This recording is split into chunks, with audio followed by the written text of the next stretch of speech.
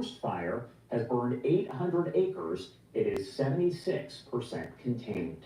What you're looking at on your screen are just some of the latest facts coming in from CAL FIRE. Again, 4 active wildfires there. Also, as far as acreage, 40,000 acres have burned, and that number likely to rise, as well as the number of confirmed deaths. Officials do warn that number could increase as well over time. Structures destroyed, 12,300. Also important to remember, though, these fires are still burning, so that number also expected to increase here in the coming days. I do want to send it over to a statement from the sheriff in Los Angeles County. He was out there on the ground and filed this brief report, only talking for about a minute, but taking a look at just some of the damage he observed. I just took a drive here through. Hello, this is Dr. Paul Cottrell, and I am recording this and doing the live stream on January 12th. So we're going to go over the news. A lot of it's going to be related to the fires in California, but I'm going to be going over also international news as well. Please help support my work by making sure you subscribe to all the channels. I have 4 channels on YouTube. I have Brighteon, Bitchute, and Rumble. I live stream on YouTube and Rumble. And a great way to participate is also to ask questions on X Spaces. So please follow me on X Spaces. On X, I have 2 channels. And so I set up question and answer kind of call in. So please participate with that when I do these live streams. In addition, you can listen to my recorded podcasts on my website, the-studio-reykjavik.com. You can also listen to my podcast on Podomatic and Apple Podcast. Great way to be abreast with the information that I provide. Another way to help support my work is to make sure you share the links and ask your subscribers, your followers, to subscribe to my channels, the 4 channels on YouTube, Brighteon, Bitchute, and Rumble, and follow me on X and GETTR. All the links are in this video and all my videos, so please help support my work. In addition, get the products that I offer. I offer lots of very useful, helpful ways to improve your health. All right. In addition, I have lecture series on pulmonology and immunology, so you can learn about the pulmonary system and immunology. Each of those classes, you know, the whole class module for pulmonology is only $50, and then the other one for immunology is only for $50. You get lots of videos, lots of downloadable PDFs. You get a unique password, and you can log in as many times as you want and learn about pulmonology and immunology for only $50 for each of those modules. So it's a great way to learn about pulmonology and immunology. And you know, another great way is to donate, and you can donate through Stripe, PayPal, Buy Me a Coffee on my website, the-studio-reykjavik.com, or be a paid member to my Patreon channel. All the links are in the description of this video and all my videos.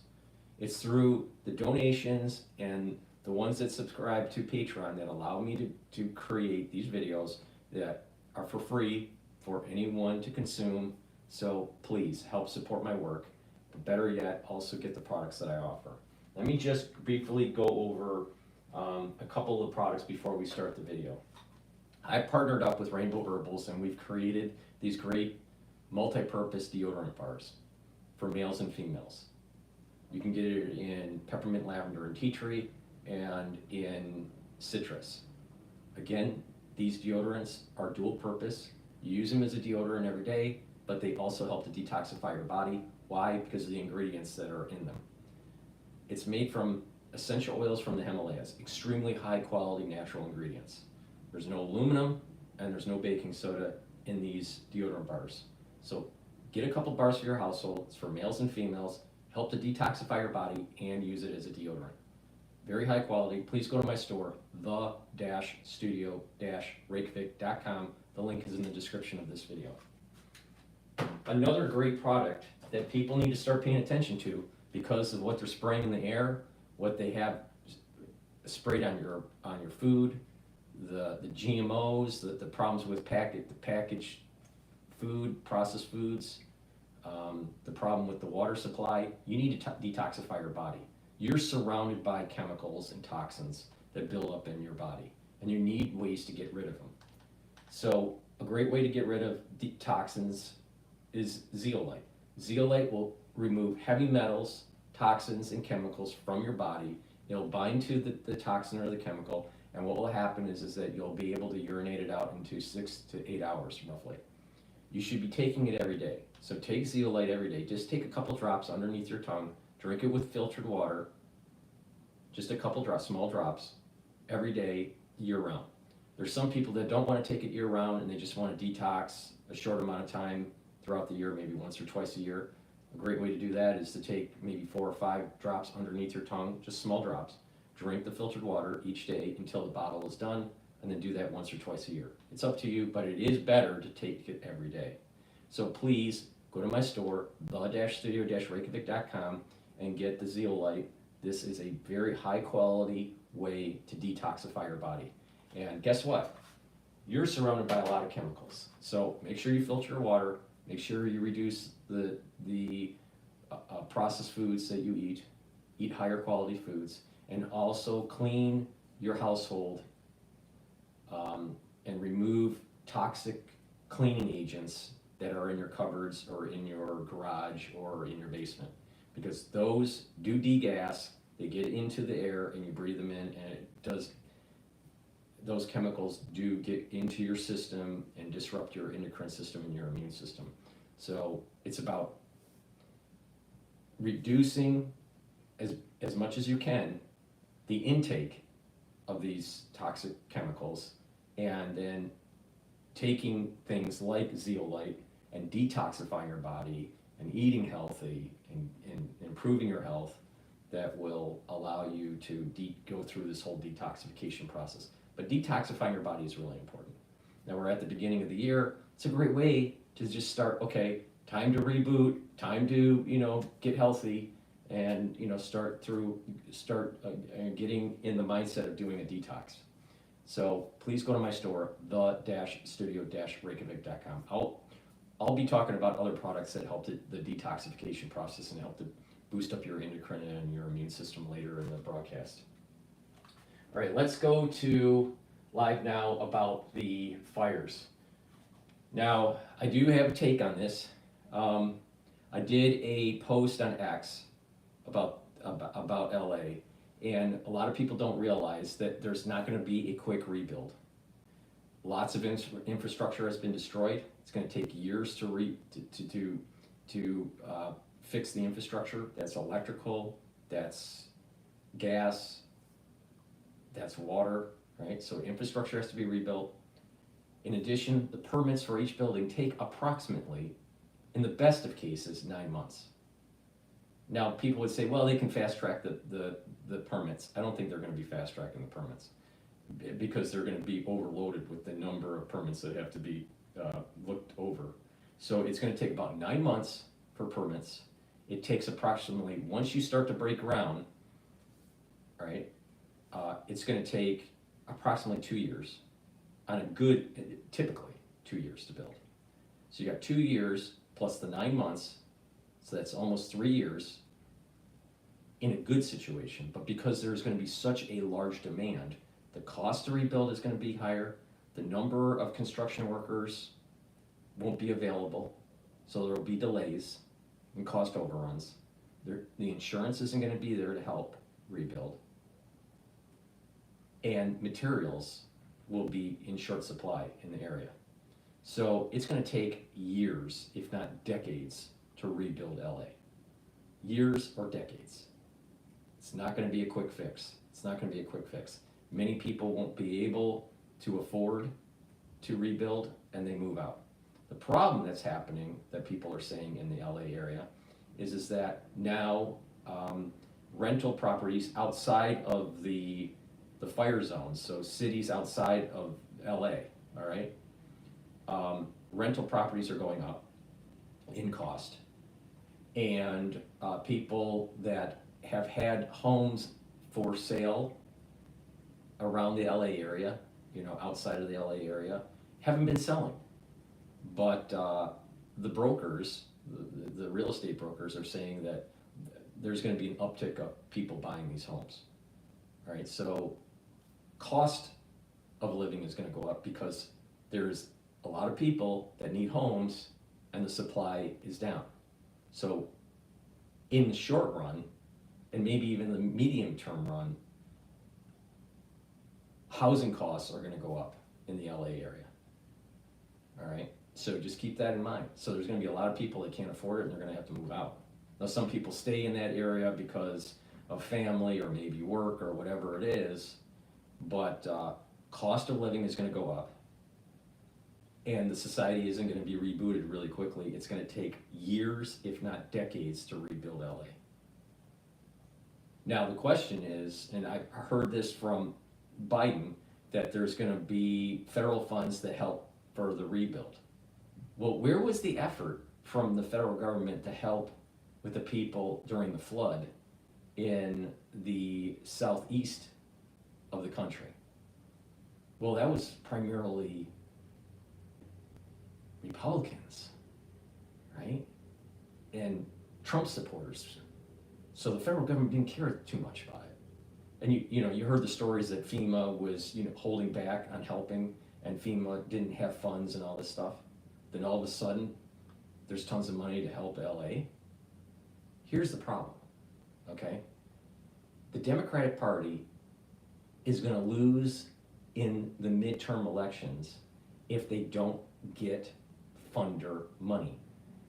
Majority of the money that was coming in large donations, the large donors for the Harrison campaign during the 2024 election came out of LA, came out of California. So the federal government, run by the Democrats at the moment for the executive branch, is trying to send emergency funds to LA, to California, to help for the rebuild. Now there are people that are pushing back, all right? But the thing is that if they don't placate, if the Democratic Party doesn't placate to these rich liberals in California, especially in the LA area, they're not going to get donor funds for the midterm elections. So it's about politics. Don't think it's not about politics. It's all about politics, all right? And that's just trying to placate the large donor base, because it's coming from LA. That the big donors that gave to Harris's campaign are from LA. And many of them lost their homes. So what is happening now is that you have the federal government that's saying, we're going to do 100% rebuild. We'll have the money for it. We're going to spend $150 billion or whatever it is to help rebuild LA. It'll take forever, and there's going to be a lot of corruption. So Gingrich and others have said, don't give it to California. Don't even give it to the municipality to LA. Give it to the individual homeowners. Give it to the individuals that are in need, and bypass the state and the city. And that way you reduce the corruption, and in that way what happens is it becomes less of a political issue and it's more of a humanitarian need issue. And I agree with that. But here's the problem. There's a metaphysical way of looking at LA, and there is the more non-metaphysical, all right? If we look at the metaphysical, the day before, I think it's the day before, it could have been 2 days before, but I think it was the Golden Globes, I never watch it, but I believe it's the Golden Globes, they were demonizing God during one of their presentations. And then shortly after, 24 hours, 48 hours, whatever it was, I think it was the day before, LA is in a ball of flames. See, people don't understand that every day, at every moment, every second, every microsecond, you're given a blessing from the divine to be safe, to live, to whatever. And some people deserve it, some people don't. But the thing is that every microsecond, you're given a divine energy. And if that energy is pulled away, or a curse is put down on you, and a blessing is taken away from you, bad things happen. They knew, I think it's called the Santa Ana winds. I think that's the term that they use. But these winds are a common phenomenon in the area. All right? But the divine allowed it to. Okay, there was winds, but just enough to hold it back so it wasn't going to burn down the town. Then supposedly there's arson. Well, you know, there's an individual that does it, but who does these arsonists? Who does these things that are burning things down, that have these tendencies that want to launch some sort of pyromania? All right, these are individuals that have lost a moral compass. So it's tied to religion in a lot of regards. All right, so the burning of LA happens right after they demonized God during I think it was the Golden Globes. All right, so there was a curse that came away from it. Now, just from just a ledger point of view, why should the rich privatize the gains of private property, but the risks they socialize so they get the rebuild money? No. At a certain level, if you were at a certain income level, I don't think you should get any federal funding at all, period. For the ones that are not wealthy, that lost homes, I think that people should be given help. But the wealthy? No, absolutely not. Absolutely not. And not just that, you got to ask the question on a metaphysical level, why did LA get burned down? It does seem to me that their lifestyle, their choices that they've made are antithetical to God, country, and family. And so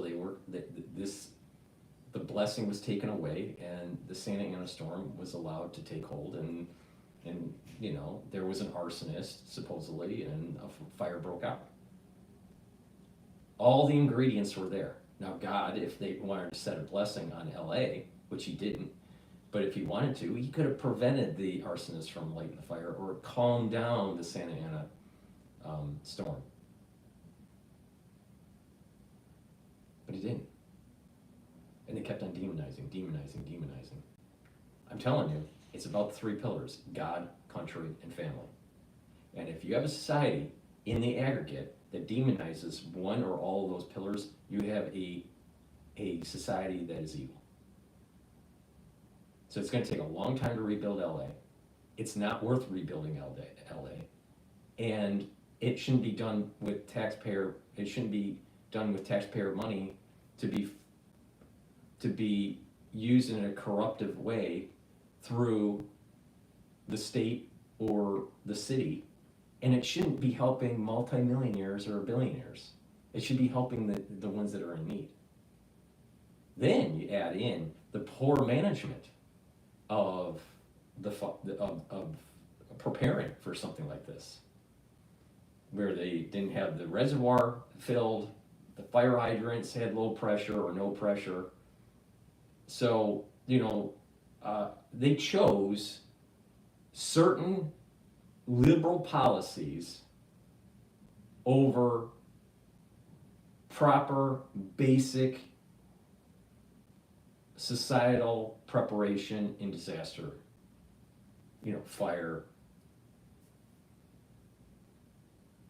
or whatever, right? Some sort of natural disaster.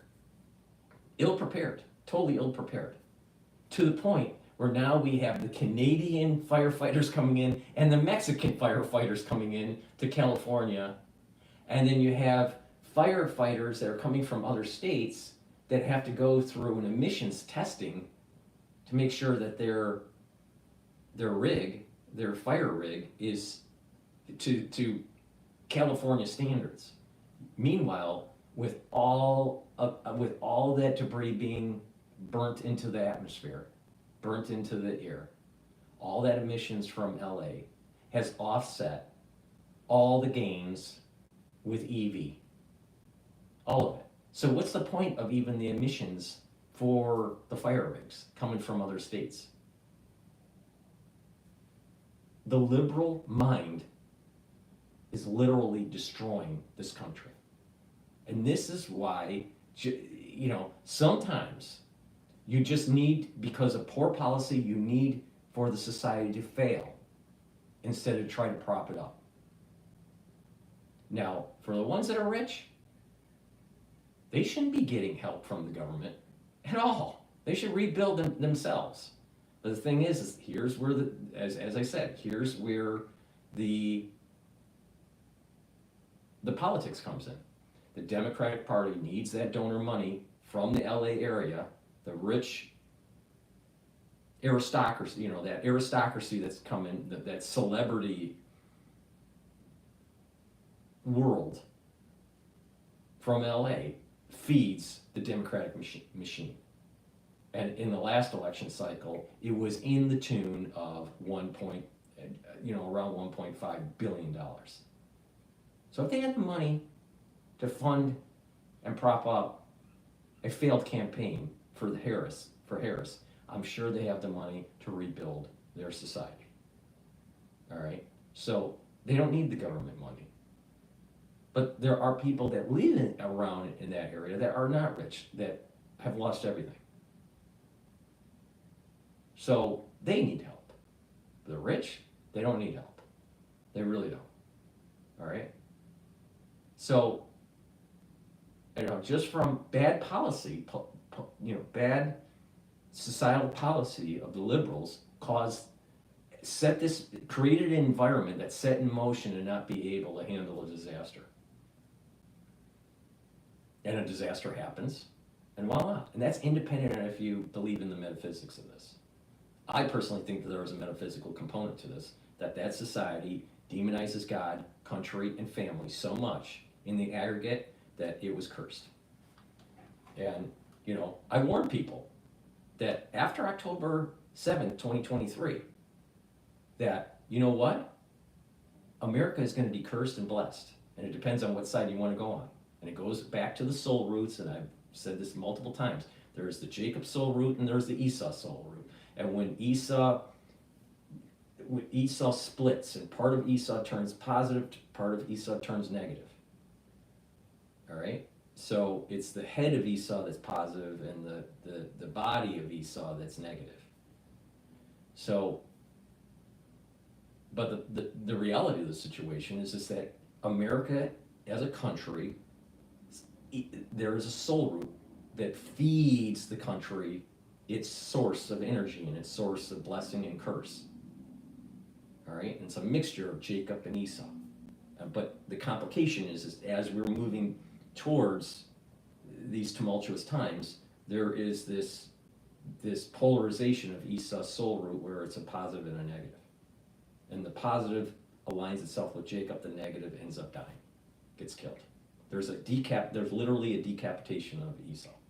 There's a physical decapitation and there's a spiritual decapitation to allow for the positive and negative. Now, many people that are coming from the LA area that are ultra-lib, they're part of the negative part of Esau. 100%. 100% on this. So don't be surprised that these things continue to happen in the country. It's going to happen. It's going to get worse, and it's not only going to be on the ultra-liberal, it will be on also the ultra-conservative. Because an Esau isn't just, a negative Esau is not just an ultra-liberal. It's an ultra-conservative, where they're only thinking about the country. They're only thinking about themselves. So, more bad stuff is going to be happening, for sure, in 2025. Now, unfortunately, a lot of people are in need and a lot of people are hurting.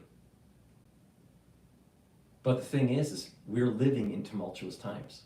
And if we keep on not paying attention to the God, country, and family concept, more of this is going to happen. And if people that are aligned to Esau, with their soul root is more aligned to Esau, you got to pick what side of Esau you're going to be on. You're going to be on the positive side of Esau, or you're going to be on the negative side of Esau. Some people are on the side of Jacob. They don't have to worry about it. Some people are on the side of Ishmael. They're not going to have to worry about it because Ishmael and Jacob align.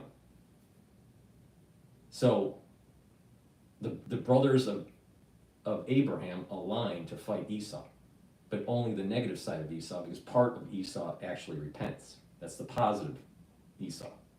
So many people in the United States, many, are aligned with Esau. Now the question is, and it's through free will, are you going to be part of the positive side or the negative side?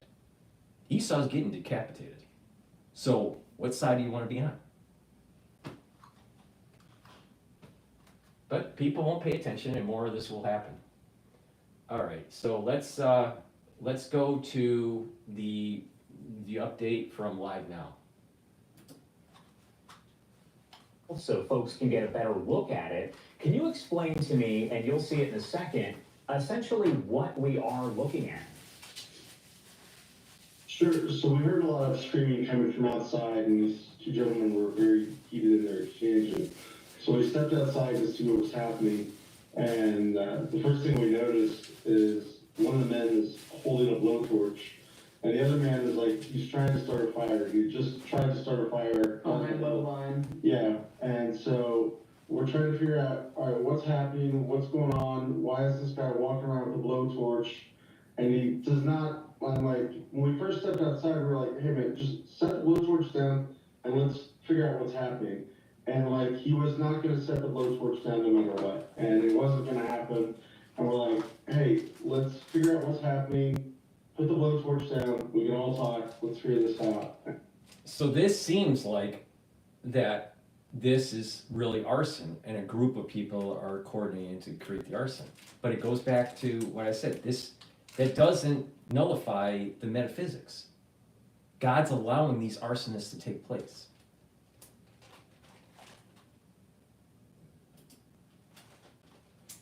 Have the neighbors all coming together there. You see everyone come together and do what they can to essentially hold this guy until police get there, because there is a chance that he could have taken off running.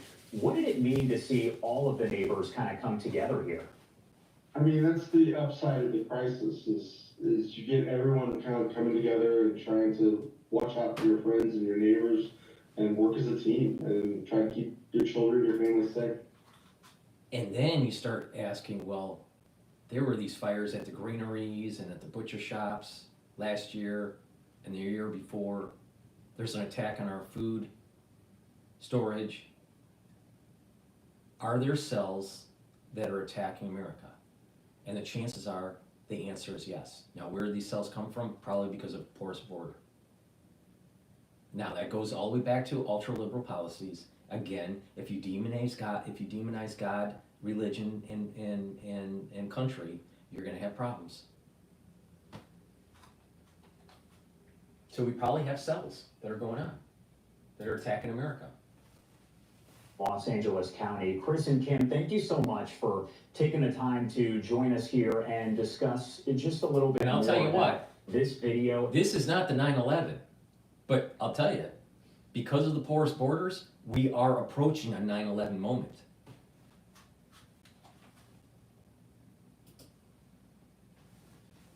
Stay alert and make sure that you help your neighbor. That's what it's all about.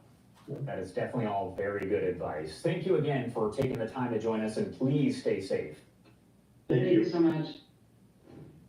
The time now 9:59 on the East Coast and 6:59 on the West Coast. Do want to remind you that in just a minute or so, we expect that our Fox 11 LA team is going to begin their live team coverage. It looks like they are going to have, as they have been over the past several days, a team of reporters covering this from each and every angle. So we are going to bring that to you in a matter of minutes as it does get underway.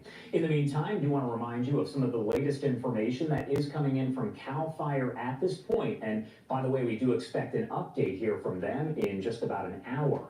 The Palisades fire, 23,654 acres have burned. That fire at last check is 11% contained. Now the Eaton fire has burned more than 14,000 acres and is 15% contained. The Kenneth fire has burned more than 1,000 acres, 90% contained, according to... And so because of the winds are going to be picking up on Monday and Tuesday, according to the weather report that I saw, maybe it was 2 days ago, but maybe it's changed a little bit. But basically, Monday and Tuesday, winds are supposed to pick up. So last night, I think I looked and there was a prediction of 70-mile-an-hour winds on Tuesday. So that means that whatever's not contained is going to spread. If additional fires are ignited, either because of our arson or because of the ash spreading and lighting up rooftops or whatever, it's going to get worse. Monday and Tuesday, there's going to be more carnage.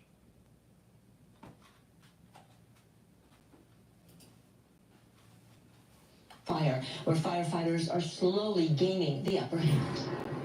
Here's more on the devastating and relentless Palisades fire. It has taken the lives of at least 5 people.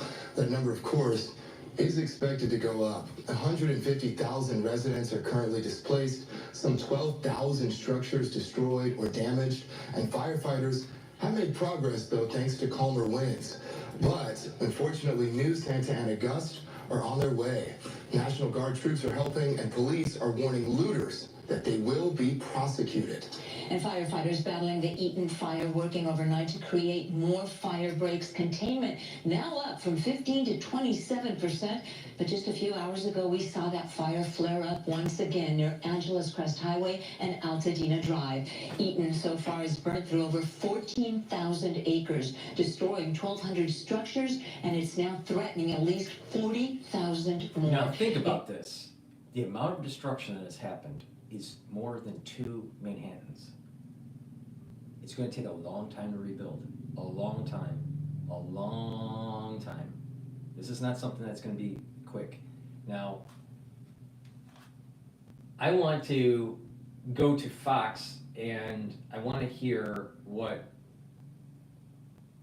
Joe Rogan, Mel Gibson, and Tyrus has to say about California leaders. I think this will be interesting. Can we stop with the self-care weeks? Like, what if we did adult weeks instead? Think about it. Instead of laying in bed and rotting away, we literally just dedicate an entire week. How crazy it is that they spent $24 billion last year on the homeless. Yeah. And what do they spend on preventing these wildfires? Zero. Zip. And then he gets on TV and pretends like everything's great. Mm-hmm. And California's the best. We have the best state. We have the most amazing economy. I'm like, you're out of your mind, dude. You've ruined the state. And in 2019, I think Newsom said, I'm going to take care of the forests and maintain the forests and do all that kind of stuff. He didn't do anything. Didn't do anything. And then on top of that, they cut the water off. Yeah, that's right. Yeah, it's all funny. And then I think all our tax dollars probably went for Gavin's hair gel. I don't know, but it's like, it's sad. Mel Gibson and Joe Rogan just talking about the states. I think Mel Gibson left. Oh, actually, all his stuff burns. Now he's going to make a decision whether he wants to get out of there. It's devastating. Over 10,000 structures, so many homes, lives, neighborhoods just gone. And you say to yourself, well, there's some things called natural disasters. You got Sandy, nobody's fault, but we are ready. Then you have hurricanes hit North Carolina in the mountains, unprecedented. It's no one's fault, but are you ready? I don't think that governor did a great job, especially compared to the governor in Florida, Governor DeSantis. Does anybody think that Gavin Newsom and Mayor Karen Bass were ready? We find out about these huge water tanks. They say the first water tank was out in a few hours. The second one out by the end of the day. The third one was out by the next day. And by Thursday, there was no water in Pacific Palisades for firefighters to even open up the hydrant, so they stopped. Please don't tell me that you had a plan. Don't. Joining us now, Tyrus, Fox Nation host, author of Nuff Said, daily panelist, and sometimes host of Gutfeld, host of Maintaining Tyrus on Outkick, and also he's got some events coming up too. He's stand-up comic. Tyrus, welcome back. Always a pleasure, D. So Tyrus, we wanted to open up with Rogan and Mel Gibson, just talking about the incompetence on the West Coast. Outside Katrina, do you ever remember more anonymous feeling, more of an anonymous, unanimous feeling that these executives are over their heads and unprepared? Well, I think New Orleans echoed that as well, unfortunately. I grew up in California. I moved to California from Boston when I was, I think, 8. And from the day I can remember, every year there was fire rules and wind rules. You wouldn't make a fire camp. You wouldn't go camping during the windy season because you can't make a fire. There was never fireworks. You had drills. If you saw somebody lighting matches, you were supposed to report them. So it's not like this isn't something that Californians grow up with and understand. And it's not like that we haven't had issues in California with fires over the past decade. What's shocking is the level of incompetence and arrogance from these officials, that they spend so much time on DEI stuff and diversity stuff and dumping millions and millions of dollars into the homeless situation. Adam Carolla made a great point. There's hundreds of thousands of Californians that are literally homeless now, and yet they're not sleeping under freeways and in tents. They're part of the community. They have family, friends, and they're able to find places to go. They're able to evacuate places to go. So there's a complete disconnect with you're dumping money on a group that doesn't necessarily want to be helped in that way, because they're either a drug addict, a criminal, or suffering severe mental health.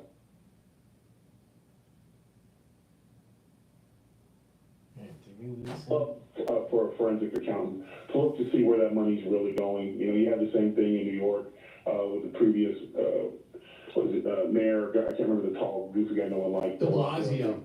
Yeah, where his wife spent, was in charge of... $1 billion on the Thrive Foundation, and nobody benefited, we don't know where the money is, and nobody's asking. Exactly. And that's the problem. But also the other side of it, Californians, this is what you get when you vote for the picture on the box. This is what happens when your mayor had 17 hours on a plane to think of a way to comfort her constituents. She was silent, stared in the face because she couldn't think of who to blame.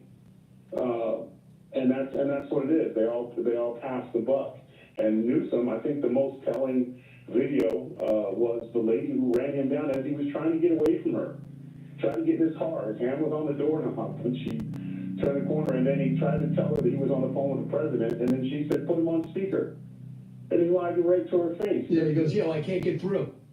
I can't get a signal, so I have to go. He was looking for a place to do a interview where it would look like he was on the ground. He was boots on the ground, and I think that's what Californians have to figure out. You need to stop. My take on this is that you have an individual, Newsom, and city officials that are corrupt, that don't really care about helping people, but it's all about their political climbing of the ladder.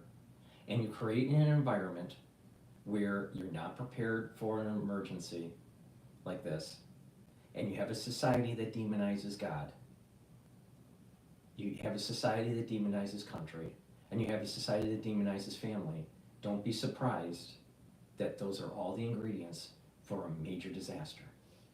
And it's gonna get worse. Monday and Tuesday, it's gonna get worse. And they don't think about it. They're looking for help by the federal government, but they've demonized the federal government. They've demonized the government that's coming in, that's gonna be trying to help them, all right? On January 20th, they're demonizing. And even Adam Schiff is worried that Trump is going to punish blue states. You don't have to worry about Trump punishing blue states. You have to worry about God punishing blue states, because your ultra-liberals are antithetical to God's principles. But it's created an environment where a black swan can happen. Something low probability, high impact, boom. LA is destroyed. It's done. And it's gonna take many years to rebuild. It's done. It's gone. Done.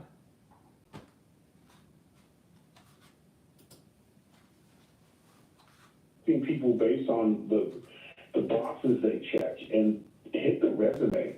Hit someone that has at least skin in the game when it comes to wildfires in California and natural disasters. I remember the San Francisco earthquake when I was growing up was a big deal, but it was unified. Now, I remember there was that great picture. I think it was Will Clark helping one of the children get out of the stadium, but there was a plan in place, and there was, and it wasn't days after where you had, the government officials coming out and talking in past tense or press conference. I don't know what was worse with that, the silent stare or the completely unintelligent press conference where she was talking like the fire hadn't got here yet.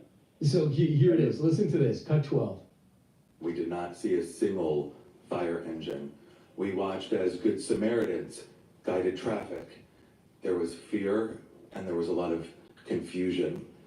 You were out of the country at the time. What explains this lack of preparation and rapid response? Let me just say, first and foremost, my number one focus, and I think the focus of all of us here with one voice, is that we have to protect lives, we have to save lives, and we have to save homes.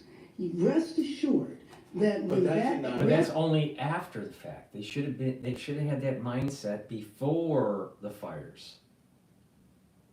But they were focused on other things. And these people that are in these high positions are making a lot of money per year. And they have failed. And what it is this DEI.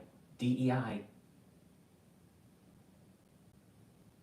The problem, like I said back in 2023, ultra liberals are going to be eating their own tail. Their policies, their protesting, their way of life is going to eat their own. And it's seeing it happening right now.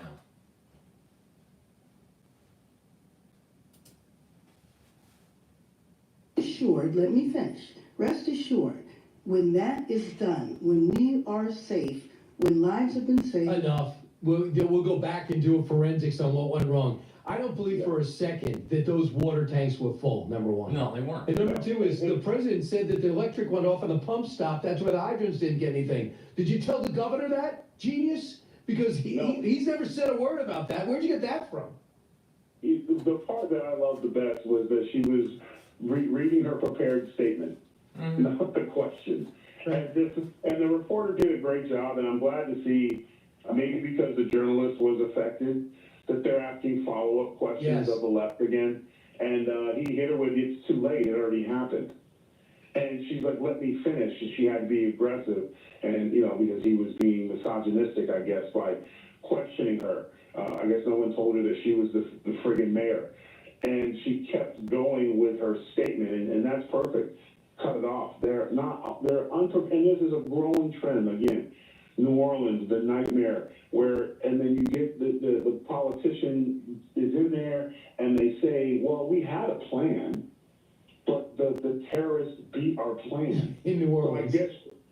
So I guess now the mayor's gonna say, we had a plan, but the fire beat our plan. So they have an excuse for everything, and what the best part is when you catch them unprepared, you see exactly what you voted for. There was no incompetence that were voted in, DEI, identity politics, lack of preparation, corruption, being paid way too much for these positions, and you have a society that is demonizing the three pillars: God, country, and family. Don't be surprised that is a mix in the cauldron of bad omen, of bad things are going to happen.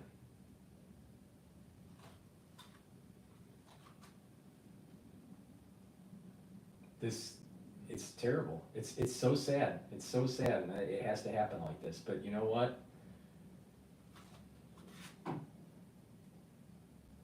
Individuals, like I said, that are tied to Esau, they're going to be split towards either the positive side of Esau or the negative side of Esau. And many, not all, but many of the people that are the ultra-lib in LA, they're of the negative soul root of Esau. And they're being punished. They're being punished. Right? It's going to get worse. It's going to get worse in the United States. Because there's going to be a curse that's coming down on many areas of the country. There's going to be other areas that are going to be blessed, but there's going to be many areas of the country, and it's not just blue, it's also going to be the ultra-conservatives that have this mindset of pacifism, that has this mindset that's demonizing different types of religions. So both sides of the spectrum, the ultra-conservative and the ultra-liberal, are going to be cursed. And the weird thing is, the weird thing metaphysically is that they're from the same soul root. The ultra-lib has a different mindset, but they're from the same soul root. Esau, negative. Ultra-conservative. Esau, negative.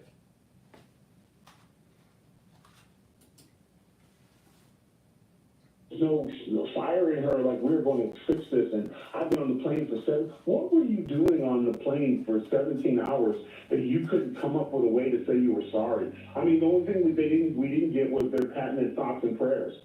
So, which by the way, I can't even hear again, but I want to say this. Karen Bass declared a state of emergency, then went on a 17-hour plane ride to a country that only could benefit her, because nobody in Los Angeles wants her to go represent LA in Ghana during an inaugural. No. And one of the reasons she wasn't the vice presidential nominee over Kamala Harris, because she had this little communist problem. She seems to like Castro, seemed to love Chavez, and they go, well, that's going to be a tough shot to get out of. We'll probably have to pick Kamala Harris. This woman is a mess. Sometimes, Tyrus, there are things you can try really hard at. You just don't have the proclivity. You don't want me working on your house. You definitely don't want me changing your oil. And I'll try, but I'll do a bad job. She should not be a politician. Neither should Harris. Whatever you think about Elizabeth Warren, she's a politician. She can speak. Whatever you think about AOC, she knows what she's doing. You might not agree with her, but they're doing the right thing in their life. She should not. She wants to be the Queen of England. She wants the respect, title, and power. She doesn't want to do the job. It was given to her based on, again, the boxes, and you hate to, but here's the thing. Even if I knew that you were working on my house, but your effort was there, like, listen, I don't know a straight angle from a circle, but I'm here and I'm going to get somebody that can do this. I'll search, I'll have my people find. There's an effort there. But again, as mayor of California, your two biggest issues is fire and crime. And they have failed miserably at that. And one of the biggest problems during these fires that are still, I think, last time I checked, I think they were at 6% contained. Depends on, there's like 6 different ones. Some are doing, there's some doing better than others. Yeah, but it's the looters. It's the criminal element that is now scourging, looking for these houses that are left, and banks that are, and again, because they're emboldened. They could go into Beverly Hills with a hammer and go on a shopping spree, and no one could do anything. And now they're, and then here's the problem is that these homeowners are now wanting to risk their own well-being to go protect what's left of their home from other Californians. Like, this is the state of anarchy that the state that I love, that I grew up in California. So now, not only do you have bad policy because of ultraliberalism, not prepared, the curse, if you believe in this whole concept of the metaphysics, the curse that came down, and then because of the lack of morality in the society, you have to worry about the theft. And you wonder why these things are happening to certain areas of the country. I mean, New York's full of crime. The problem is that many people in New York are ultra-liberal, and they have these policies that are hurting the society. The same thing's happening in LA. The same thing. So, fix the crime. Stop the porous borders. Get the drug addicts off the street.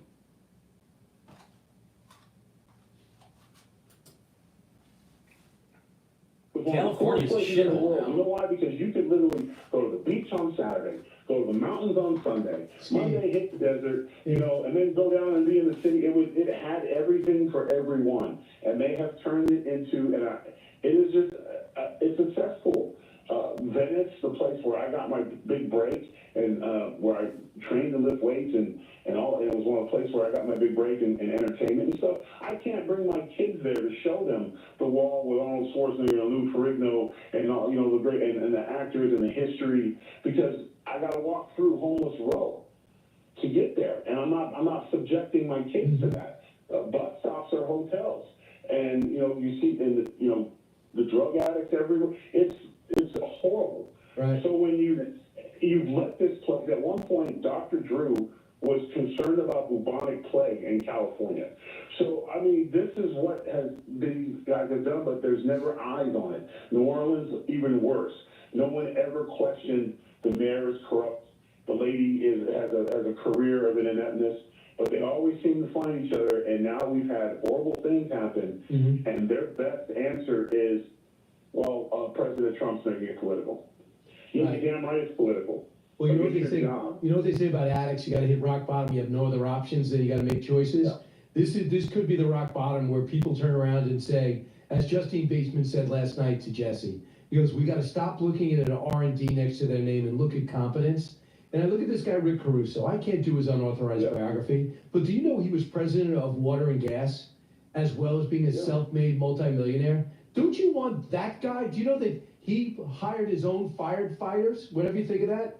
And just in case to take care of Pacific Palisades, whatever his community is that he bought and now rents, and what they made this his own condo center. Do you know not one of those buildings burned? Because they said, listen, you don't want me as mayor, that's fine. But if I'm going to go back to my business, I'm going to make sure my people survive any calamity. So he had his private firefighters. He said the whole water system is antiquated, is under financed, and he knew it. Hey, people of Los Angeles, you had your choice. They're both Democrats. You could have had the business executive, or instead you have the failed congresswoman, and you got her. Go at it, and now you got the results. Hopefully, people make some decisions on competence. I appreciate you joining me. When are we going to see you again, Tyrus? I think I'm back in the airways. I think Tuesday, and tonight I've got a stand-up show in Connecticut. Is it sold out? Where is it? Yeah, it's sold out. All I know is I have about 45 events. So I know I'm in Connecticut tonight and New Hampshire tomorrow. Where do we go to see you on stage? What website? You just hit my Twitter up or my Instagram. Okay. And you will have all the dates and... Before we go to another video, please help support my work by going to my store, the-studio-reykjavik.com. The link is in the description of the video. It's the-studio-reykjavik.com. Taking a probiotic is really important for your health, your overall health. I have it in a veggie cap form and a powdered form. I prefer the powdered form because I just mix it with soft foods like hummus or yogurt or whatever. You can also mix it with just filtered water. But you can get it in the veggie cap form or the powdered form. A good probiotic is really important for your overall health because you want to repopulate your gut with a good gut biome to be able to break apart your foodstuffs and to be able to absorb those nutrients. In addition, by taking a good probiotic and improving your gut biome, you're going to improve your immune system. You're going to improve the mucosal lining in your gut. You're going to reduce leaky gut syndrome. You're going to have a thicker mucosal lining, just more improved. You're going to have better metabolism. You're going to have better mood. You're going to have better mental clarity. And you're going to also have a better communication between your liver and your gut.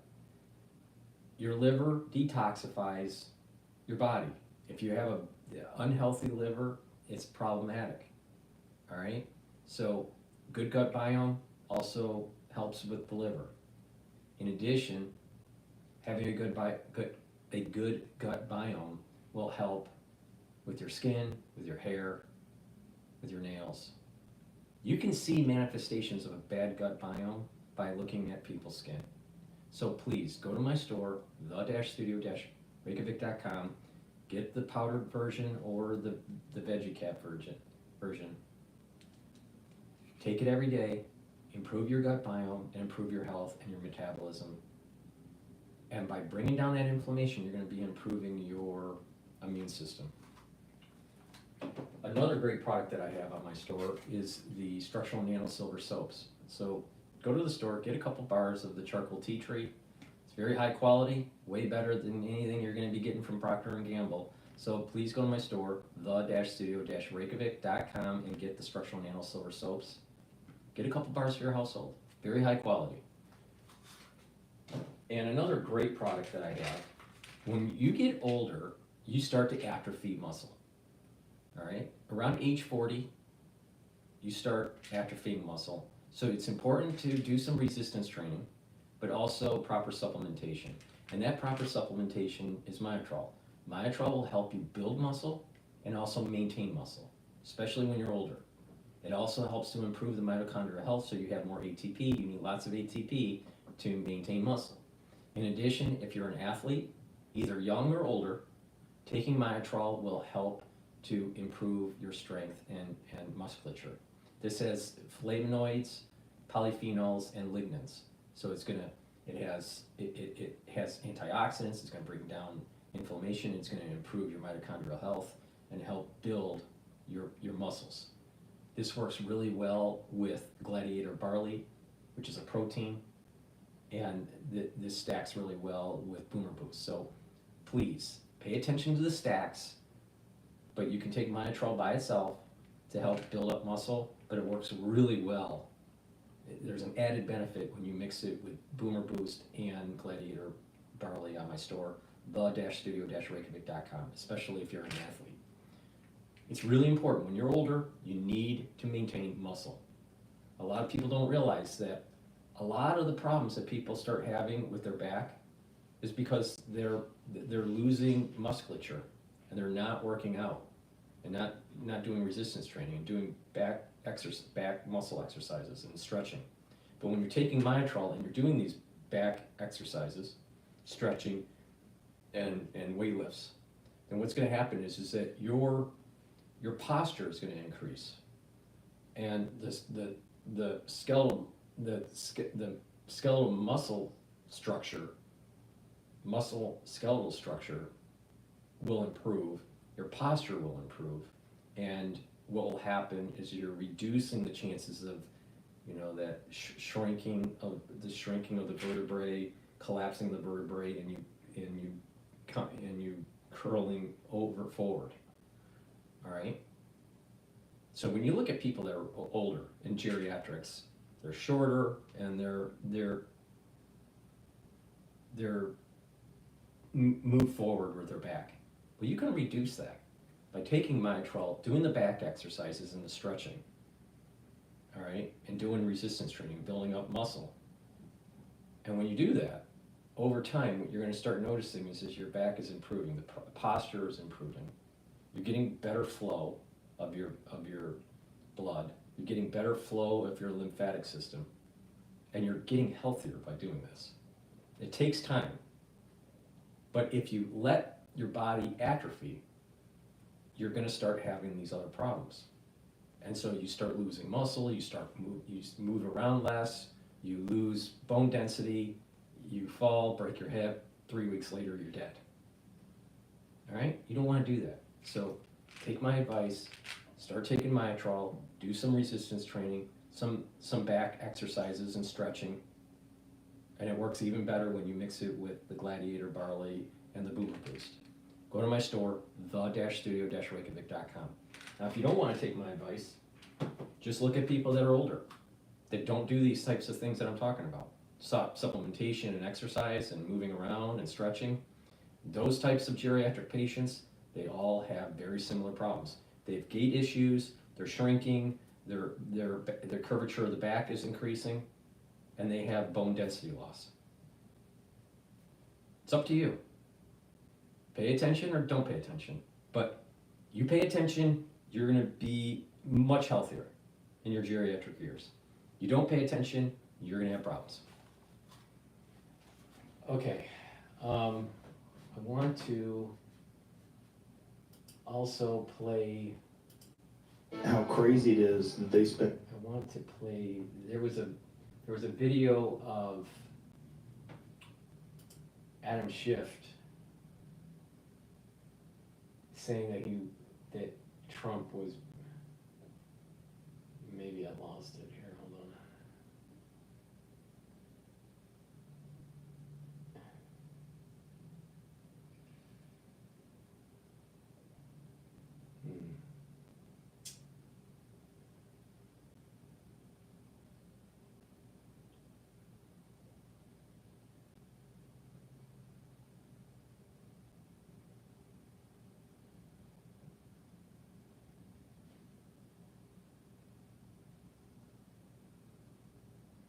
All right, let's play Kevin O'Neill about Newscom.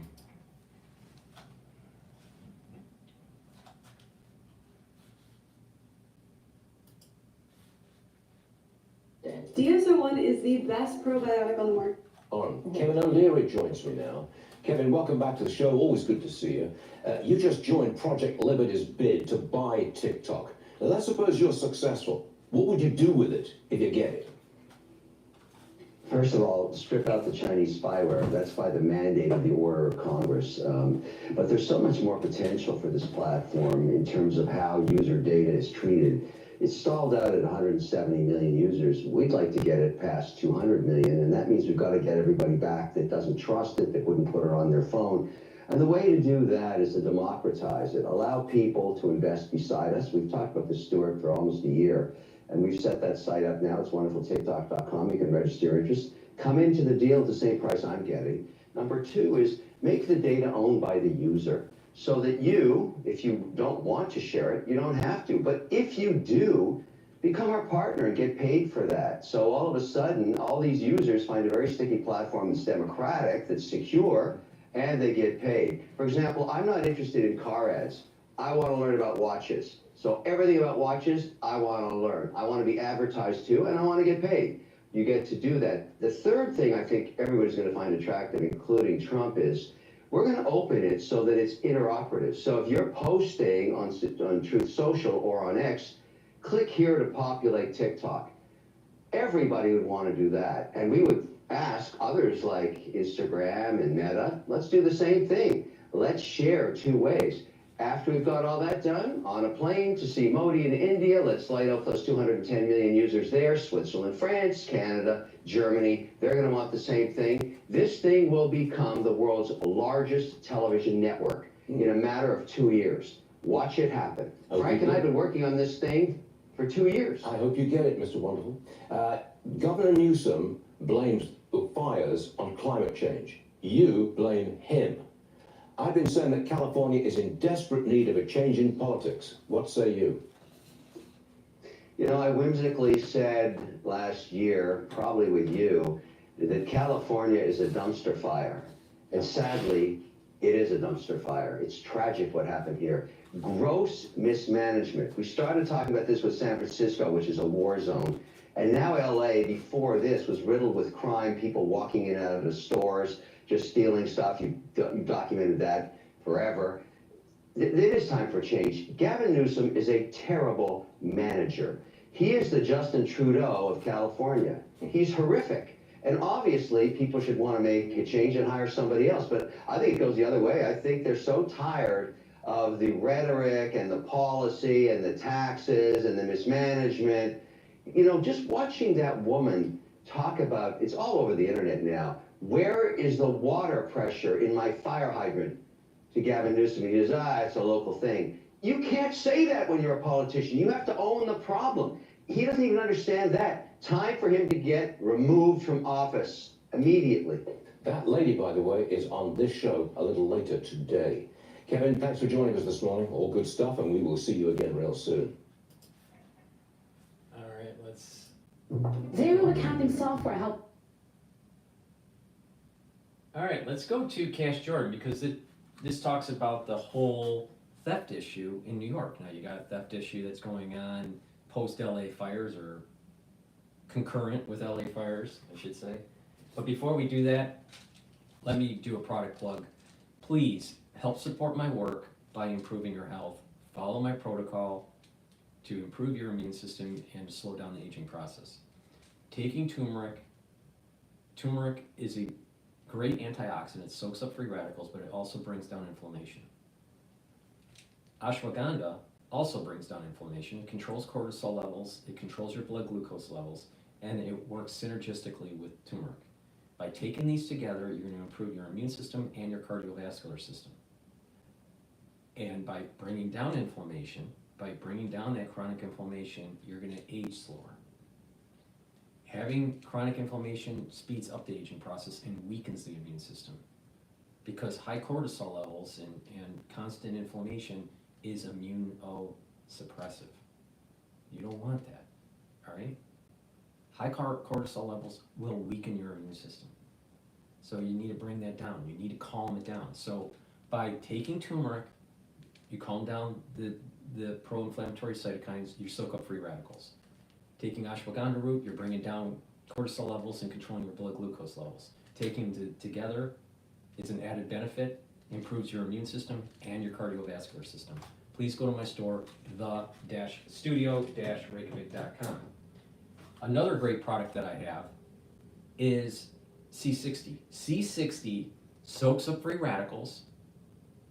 It's very potent. Take a teaspoon a day. You can get it in a 2 ounce, a 4 ounce, or an 8 ounce configuration.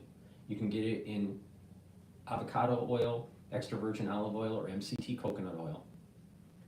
And by taking it every day, you're going to slow down the aging process. You're going to soak up those free radicals and improve your mitochondrial health. That means that you're going to have more ATP, and you're going to have a better immune system and a better endocrine system.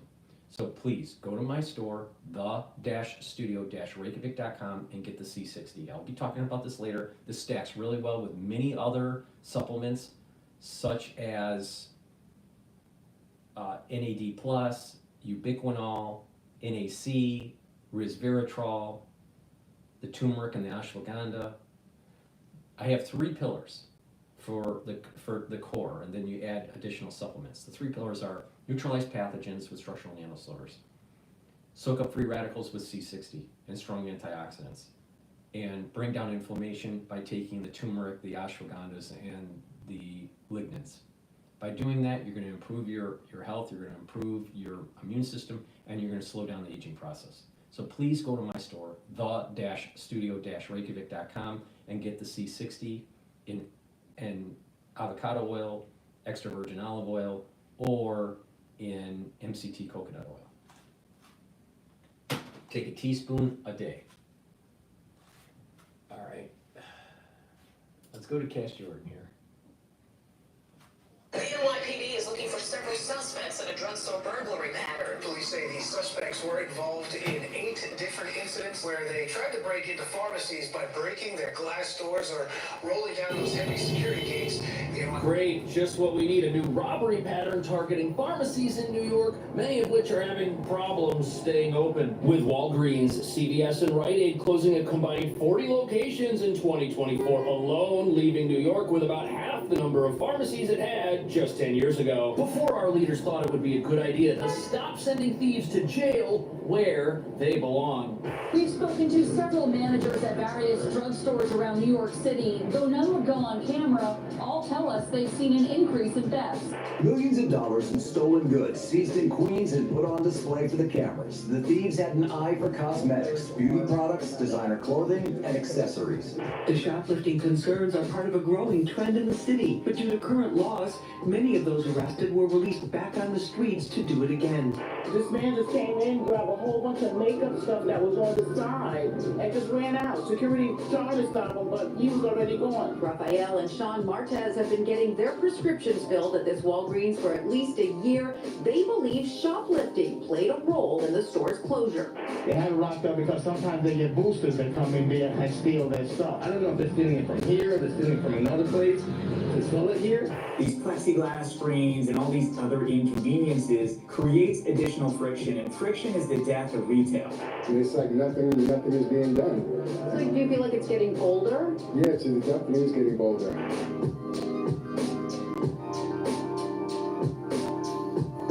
So here's Nearly half of New York City's drugstores have disappeared over the last decade as retail theft continues running rampant. But what nobody's talking about is all of these pharmacy closures. They're happening 1 year after our leaders promised to get tough on shoplifting, a promise many businesses are still waiting for them to keep. And sadly, if you walk through any pharmacy in town, you'll be greeted with all the signs that the high crime environment afflicting our stores is here to stay, with locations throughout New York locking up their products because here we won't lock up our criminals.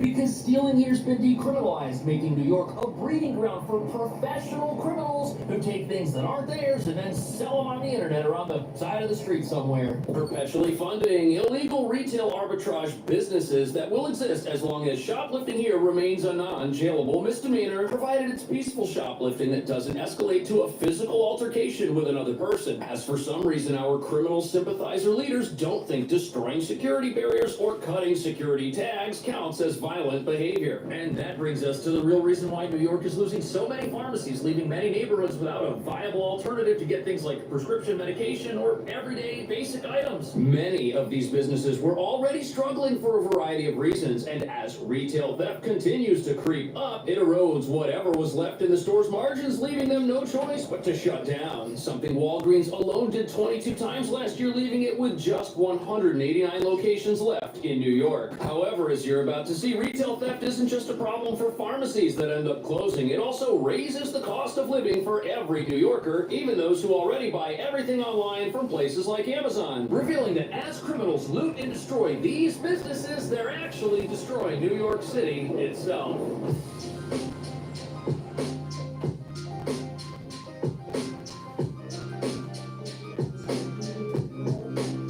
So New York City has obviously got a lot of former retail storefronts that have been shut down. But if you want to see what out-of-control retail theft is really doing to the city, take a look at the stores that are still open. Like this one, where pretty much everything is locked up behind plexiglass, except for low-demand products nobody's buying right now in New York, like sunscreen. Look at this. Even the picture of the product that is here, so you don't steal the actual product, even it's locked up, so you don't steal the picture. But on top of all this in-store security, you'll also see something else, a blinking camera array on top of this CVS, with flashing lights meant to scare criminals into thinking the police could be inside, or at least watching. But sadly, none of this security is having the intended effect because our stores are still shutting down. It's terrible what's going on. Raphael and Sean Martez have been getting their prescriptions filled at this Walgreens for at least a year. They believe shoplifting played a role in the store's closure. I have seen it happen right in front of my face. This man just came in, grabbed a whole bunch of makeup stuff that was on the side, and just ran out. Security. So, as you can tell from all this security plastic, these places are getting robbed constantly, sometimes right in front of paying customers. And look at all the cracks around this product locker here on this tide. It's almost as if somebody tried to tamper with this and break through it to get at the products underneath. And before we get into the unstoppable proportions this crime wave has now reached, look at who the real victims are from all this stealing. Now, of course, the store itself is a victim of crime, obviously, but the people who live near a place like this, they're the ones that suffer the most, because after a store like this is gone, where do they go to get the things they need and have relied on buying from it on a weekly basis? And what about the people that work in a place like this? Once it's gone, where are they going to work? Now, yes, every time a store like this shuts down over crime, the brand always says that they'll do everything they can to redeploy their workforce to other locations. But that just hurts everybody, because now the people who work at those other locations are going to have less hours because there's now a surplus of workers. If the workers that were at a store that closed can't even get to whatever location they've been redeployed to. But even if the workers can get to the new location, so can the criminals. In fact, they ride around on the subway here for free because we don't care about fare evasion either. And that's the real problem here, because if customers need a new store to shop at and workers need a new store to work at, criminals, they're going to need a new store to steal from, and everybody's going to end up at whatever store is still hanging on. And hanging on is definitely the best way to describe it. After one Upper East Side pharmacy closed, the sole surviving location said that they were getting robbed once an hour. And as you're about to see, closing stores is not going to put a stop to New York City's theft problems at all. In fact, it's only going to make it worse. Another guy, while he was chasing him, stole candy. And it's like nothing is being done. So do you feel like it's getting bolder? Yeah, it definitely is getting bolder. Walgreens said only economic headwinds are making it too difficult to come. So the reason it seems like theft is getting more out of control and thieves are getting bolder and more brazen is because they have to. You've got the same number of criminals, but now you've got fewer stores to steal from. Like this CVS right here, its theft problems definitely got worse after the Walgreens, which was across the street, shut down. When that happened, any crime that was taking place split between the two stores now all has to happen at just one store. And you can tell from the lack of rust and dings in the paint on these cabinets that many of them are a recent installation here. And not only are many of these aisles completely walled off on both sides, you've also got that blinking security camera. The store's literally doing everything it can to deter crime. And that's because any surviving store is under more pressure now than it's ever been. And there's no way out from any of this. Unless, of course, laws were to be passed that made crime again. But since that's not happening, every single thing you see here are the last moves of a store that probably won't be here forever. But you know, the real problem is all of this product security. It doesn't just deter thieves, it also deters customers. These plexiglass screens and all these other inconveniences that are added to customers who are simply there to make a purchase creates additional friction, and friction is the death of retail. Walgreens said in a statement. Friction is the death of retail. He's 100% right, and if it takes longer to buy things in a physical store, less people are going to put up with that. But it's not just the inconvenience factor that's a big deal here. All this security costs money. It's not free, because every time somebody wants to buy something, they need a human to help them get it, and that costs money. And that money can only come from one place. Just look at the price of this deodorant. It's absolutely expensive, almost $20 when a 3-pack of the exact same stuff costs $23 on Amazon right now. That's crazy. And if prices are going up and convenience is going down, what reason is there to even shop in a physical store anymore? You'd literally have to be desperate for some overpriced item and need it immediately for some sudden purpose to even go into one of these places. But if things are 3 times the price of what you can get them for on the internet, people are going to change their habits, and most people are. They're willing to wait a couple of days to get their dryer sheets. Just order your dryer sheets ahead of time. That way you don't have to run out and then come into a store and pay more than you pay on the internet. However, the internet is a double-edged sword because it's both the cure for in-store theft and the cause of in-store theft in many cases. Because although you can't steal these cleaning products from Amazon as it's online, someone else could steal them from a place like this and then resell them back to you. And that is the whole reason stores like this, no matter how well guarded they are, may not have a whole lot of time left, at least in this city.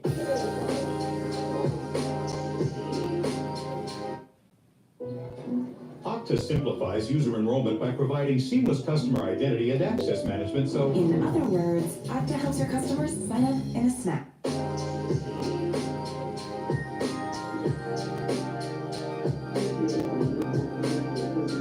So this right here behind me is probably the most well-guarded Walgreens in the entire city. Not only does it have security cameras, but we're in a brand new train station, which is being patrolled by National Guard troops, and exits are limited. You can't just run out of this place right through this massive front door and then be on the street. No, you're still in a facility which is being monitored. But even though you'll see a few more free-range products on the shelves of this particular store compared to the CVS we were just in, there is still a lot of progressive plexiglass in here, that's for sure. Because sadly, even a place like this is not immune to theft. As long as there are resale markets that are not held accountable for the sale of stolen goods, then this kind of conduct is only going to get worse.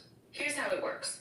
A criminal network hires an individual or crew called boosters. After robbing a retailer, they turn over the stolen goods to someone waiting nearby called a fence. The fence then takes the haul to a home or warehouse where a cleaner removes anti-theft devices or marks. So there's a couple angles to this online retail theft component. The first angle is that it makes it very easy for anybody to say that they have a product and to list it for sale and to offload it. And the second problem is that these companies like Amazon benefit whenever something is sold on their site. They take a cut, and some people people say that's why they aren't doing more to get rid of illegal products from their sites. However, even though Amazon and eBay benefit from the sale of anything, no matter where it's from, it's not the fault of these sites that New York has a massive retail theft problem. A problem which is so bad we've even got to lock up our ice cream with a massive padlock. Look at the size of this thing. Now, of course, you can't sell ice cream online, but there's another place you can sell it in New York City, which is why this stuff, too, is locked up, revealing that it is not the fault of the internet alone that New York has a $4.4 billion shoplifting economy. But before we get into the other ways stolen products are offloaded in this city that is unique to it, it's important to understand that even if Amazon stamped out every illegal listing on their entire site, this stuff, it would still get taken and it would still end up somewhere else because people who steal want money.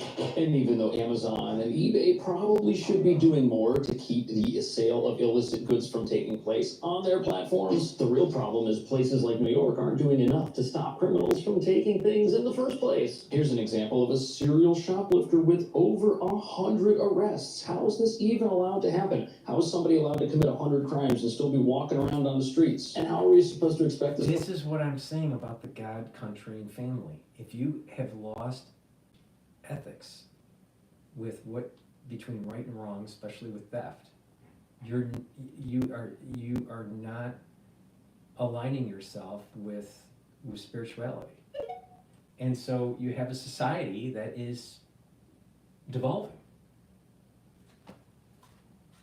You know, this is crazy. What's going on in New York is crazy, but you know, on top of it, to add, you know, insult to injury, what's going on in LA? People lose their homes and then, you know, people are going in trying to steal people's property while people have evacuated. I mean, what kind of person can that would take advantage of people like that? That's just so wrong on so many different levels. It's crazy. But, you know, ultra liberals, they don't want to do anything about the crime. To learn something the 101st time they get arrested that they didn't learn the other 100 times. We're not. And criminals like this are the real reason New York has an out-of-control crime problem. Now, that doesn't mean Amazon is innocent. After all, the more products that are locked up in stores, the more people who will just go online to buy from them. But the reality here is that in New York, you've got a lot of places to offload something that you took and want to resell, and the city's not doing anything about it. Millions of dollars in stolen goods seized in Queens and put on display for the cameras. The thieves had an eye for cosmetics, beauty products, designer clothing. The defendants utilized social media, Instagram, and other online resources to advertise for the stolen goods for sale both here and for abroad. So here we've got a multi-million-dollar crime ring which was busted towards the end of last year. And they didn't just sell on Amazon. They sold on pretty much every website, Facebook, Instagram, you name it. And they also sold things physically here in New York and physically in other countries. Not to mention, you've also got people selling things on blankets on the sides of the road throughout New York. Police see this stuff happening. They walk right by. Nothing gets done about it. It's not even legal to do that without a license. And the sad reality is that New York is just such a big place with so many people living in it that anybody who's got that entrepreneurial spirit and zero morals, and who also might not have the computer skills necessary to take pictures of stuff on their phone and then list it for sale on a website, they can make money in a number of ways. The first thing they can do would be to take the products they steal to somebody else who wants to sell them online. They could also unload them from a suitcase and sell them themselves if they want to. Or in the case of food, they could take this food to a nearby deli or bodega. That's why the ice cream is locked up. It gets stolen and then gets transported to another store where it then gets resold. This happens with clothes as well. There was a quote-unquote cosmetics store that was selling stolen goods from stores like Macy's, and it existed around the corner from Macy's in a physical location where customers could walk in. And they had stolen items from pretty much every store. Macy's, Nordstrom's, all of it in their stores, some of it with the same tags that it had on it in the store that it was taken out of. And when you hear about stuff like that, and then you go to a store like this and you see things like ice cream behind bars, and when you see the vans of products parked in middle-class neighborhoods that are like miniature shopping malls that can drive away when the police show up, the full reality of New York's predicament when it comes to theft starts to emerge. It's so big, no store can stop it. And we're at a point now where anything that can be stolen will be stolen and taken somewhere else for profit. And obviously none of this security is a deterrent whatsoever, because you can have as many police and as many National Guard troops as you want. A store like this in a well-guarded area, it's still gonna have to lock things up because criminals just don't care. They know that if they wait long enough inside the store, an opportunity will arise for them to take something that's not theirs and then run off. It's terrible. And right now we've got criminals with hundreds of arrests just wandering our streets, looking for new opportunities to do the thing that they've done hundreds of times already. They're the reason a brand new Walgreens and a brand new train station still has to lock everything up, even though it's surrounded by people in full military dress. And is Amazon partly responsible for this? Absolutely. They gain new customers every single day. Somebody walks into a place like this and has to wait longer than they want to buy something that they know is already overpriced. But the reality here is that without new laws that criminalize crime once again in this city, more of our stores are going to shut down. More pharmacies this year will close just like they did last year, and there will be even less places for people to buy basic things. And the quality of life for New Yorkers is going to go down, while the costs to live here go up as the remaining stores do even more to crack down on crime because our laws won't. What do you think about that? Should people who steal go to jail, or should we do something else? Let me know. Thank you so much for watching. I'll see you in the next video. They should be prosecuted, but here's another issue to this. As the crime increases, there's going to be a surveillance state. In the city, you're going to have nothing but an overreach of the municipality surveilling the society because of the theft. It starts with the theft, and then there's going to be more funds that are given to the police department, and then what happens is more cameras, AI technology, and now you have Minority Report. You have a surveillance technology on the society where no matter what you do, you're being watched by Big Brother and Little Sister. Because we had liberal policies allowing for the crime to take place. And New York is a canary in the coal mine. This is going to happen in most populated cities. You know, they have a decent population density. And eventually it's going to get to the suburbs. And in some cases, it has already reached the suburbs. Now, who are some of these people that are doing it, at least in New York? You're talking about illegal immigrants, and you're talking about blacks. Those are primarily the ones that are doing this. So if you solve the illegal immigration problem, you reduce the individuals doing that, doing the theft and selling it on the street, or passing it on to some sort of online retailer, black market online retailer. And if you start prosecuting the black community that's doing all the theft, especially in New York and in Chicago or in let's say California, then you're reducing these incidences. But it's never going to go back. It's never going to go back to the way it used to be. You're not going to be going into a Walgreens and all of a sudden all the plexiglass is gone. It's only going to get worse. And the surveillance technology is going to start to continue to roll out. Because we didn't prosecute small crime, and we let these minorities do these things that they shouldn't be doing. You know, it's sad. You know, we had a DA and we have a DA, district attorney in New York, that allows this stuff to be happening. You know, he's so busy trying to convict Donald Trump on porn star payments, but he lets all the real criminals get away with stealing things and getting away with murder, literally. All right, let's go to BBC. This is the BBC's take on the LA fires.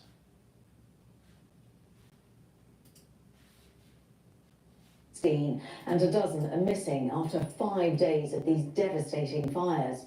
The two biggest blazes in the city remain largely uncontained, and more strong winds are forecast over the coming days. Now, those two fires have destroyed an area. You've got better things to do. Create surveys in under a minute with AI-powered help from SurveyMonkey. Established for these fires, and firefighters have made some progress against the worst of these infernos, the Palisades fire, which has scorched nearly 35 square miles. and it's described as being 11% contained. Now that basically means that barriers or fire breaks have been placed around 11% of its perimeter. And the Palisades fire is now threatening Brentwood. That's one of LA's most exclusive neighborhoods, where celebrities like Arnold Schwarzenegger and the basketball star LeBron James have their homes. There have also been dramatic scenes of aircraft dropping thousands of gallons of fire retardant on the hills and the scrub. It's all in an attempt to put out the blazes. But if the winds do pick up, it will be harder to get those aircraft and the helicopters into the air. More than 12,000 homes and other buildings have been destroyed so far. The second biggest blaze is the Eaton fire, and it's destroyed more than 20 square miles, and it was described as being 15% contained. Firefighters have mostly contained two smaller blazes, the Kenneth and the Hurst fires. However, the National Weather Service is warning that the Santa Ana winds that whipped up the fires at the outset could increase again over the weekend and also in the next coming few days. 7 neighbouring states, the federal government, Canada and also Mexico have sent resources to California. Well, our first report comes from Helena Humphrey, who is in LA. Still the fires grow, hungry and unrelenting, as firefighters remain locked in a battle against nature's fury. From the sky, it's an all-out assault to keep the largest of these deadly wildfires in the Pacific Palisades from spreading any further, bombarding the flaming hills with water and fire retardant. Meanwhile, on the ground, the National Guard is out in force.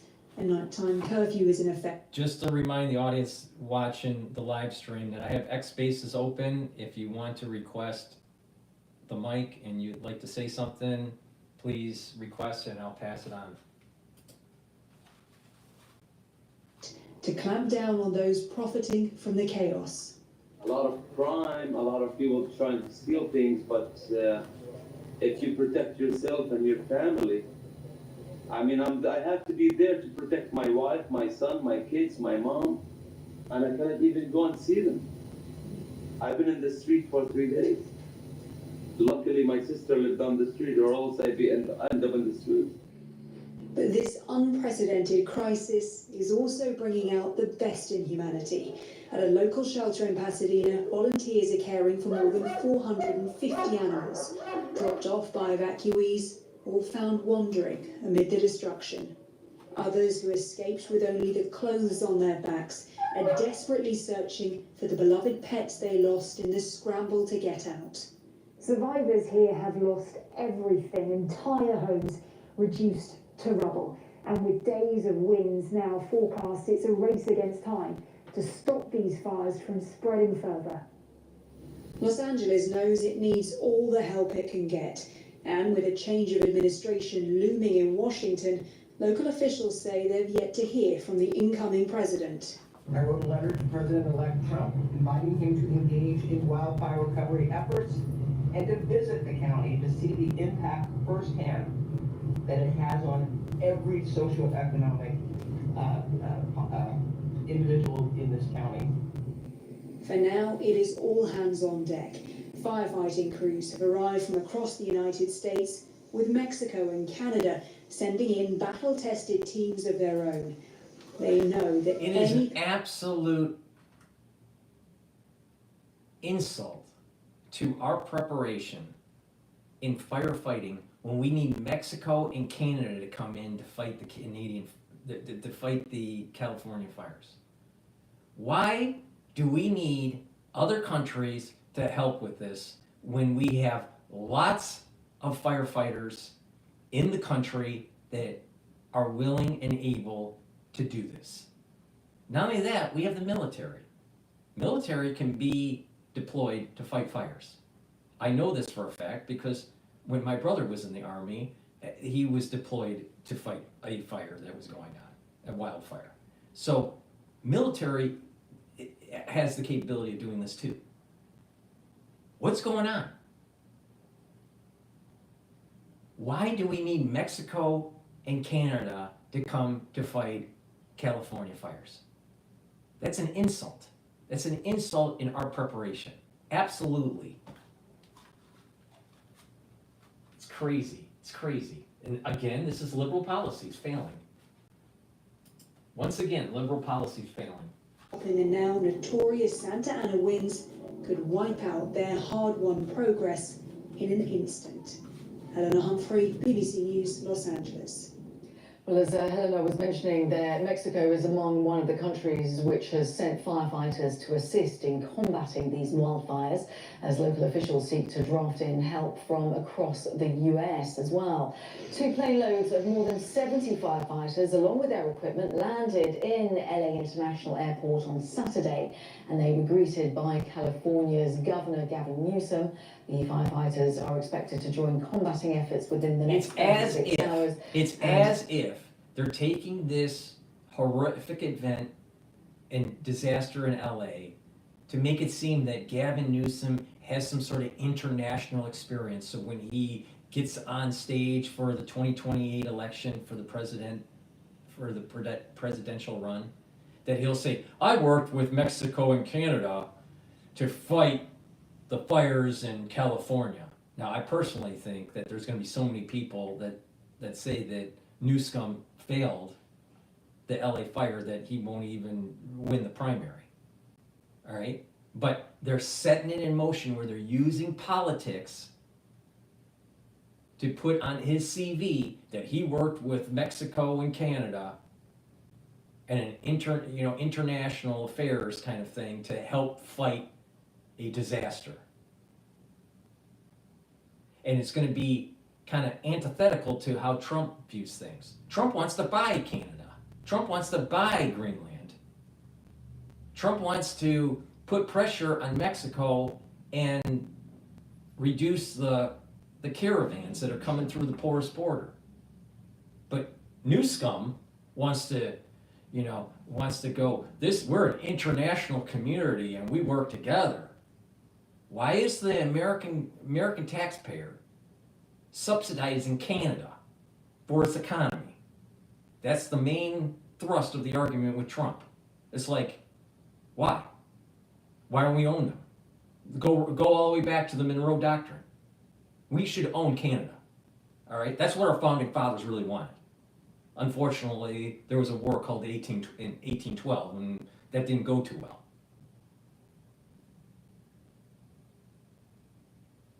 But what Newsom is trying to do is, well, we're working together to fight the fires.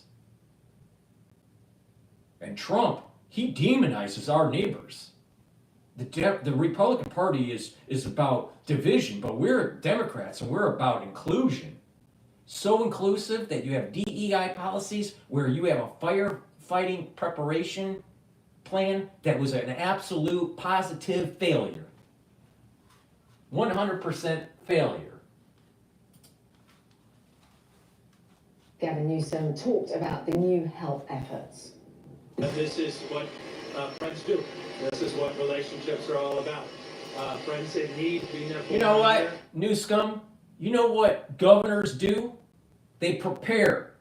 And when there is an event that takes place, they have the leadership skills to get the job done. And they don't need to go to Yukon Dave and his posse in Canada to help bail you out. That's what governors do. They lead.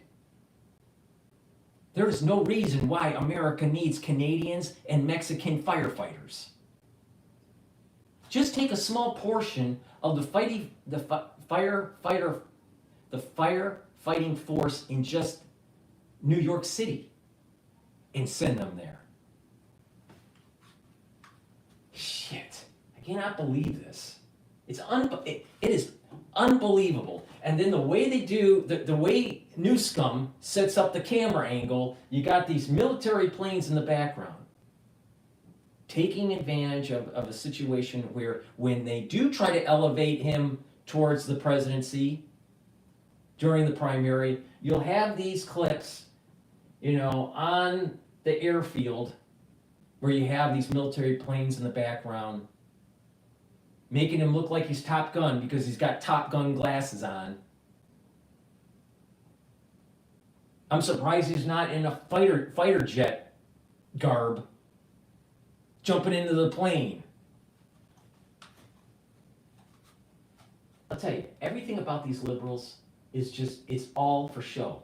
It's all for show. They take a disaster and they try to spin it that they're a leader, and they go through some polling group and some advertising group, and what's the best thing they should wear? How should they wear their hair? What kind of sunglasses should they have on? And where should the planes be in the background?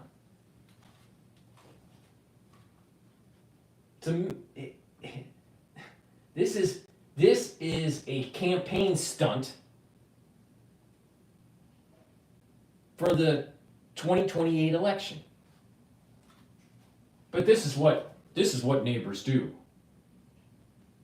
You have neighbors, they're called states in the United States, that have fire trucks that are moving into California and were stopped because they have to go through emissions testing. Are you kidding me? Are you kidding me? Is that what leaders do? Guy's a fucking retard. We want to be there for the people of Mexico in times of need and disasters, and we're incredibly humbled and grateful that the president was willing to send the crew you see behind me. They'll be out on the lines within the next 24, 36 hours, and we're very, very grateful. Well, they're going to be joining the hundreds of... How long are the fire trucks from other states adjacent to California waiting in line to be tested for emissions? Are they up on line in 24 to 36 hours?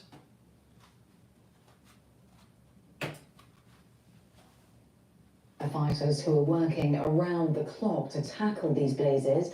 Liz Lynn is president of the LA Fire Department Foundation. It's been assisting firefighters in the area. She spoke about just how tough it's been for them. The firefighters are now on day 5 or 6. They have been there since day 1. We are normally during the fire season, which happens in the fall, very rarely do we have something in January, you see one fire. There's something like 6 fires and they keep popping up. And what's even more usual is that the fire behavior and the winds are things we've never seen. We saw this in Hawaii a couple of years ago, and we're seeing it. And it's going to get worse because Monday and Tuesday there's going to be close to 70-mile-an-hour winds. I would not be surprised that we literally see Hollywood sign go up in flames. There is an increased probability of that. 70-mile-an-hour winds on Tuesday is predicted.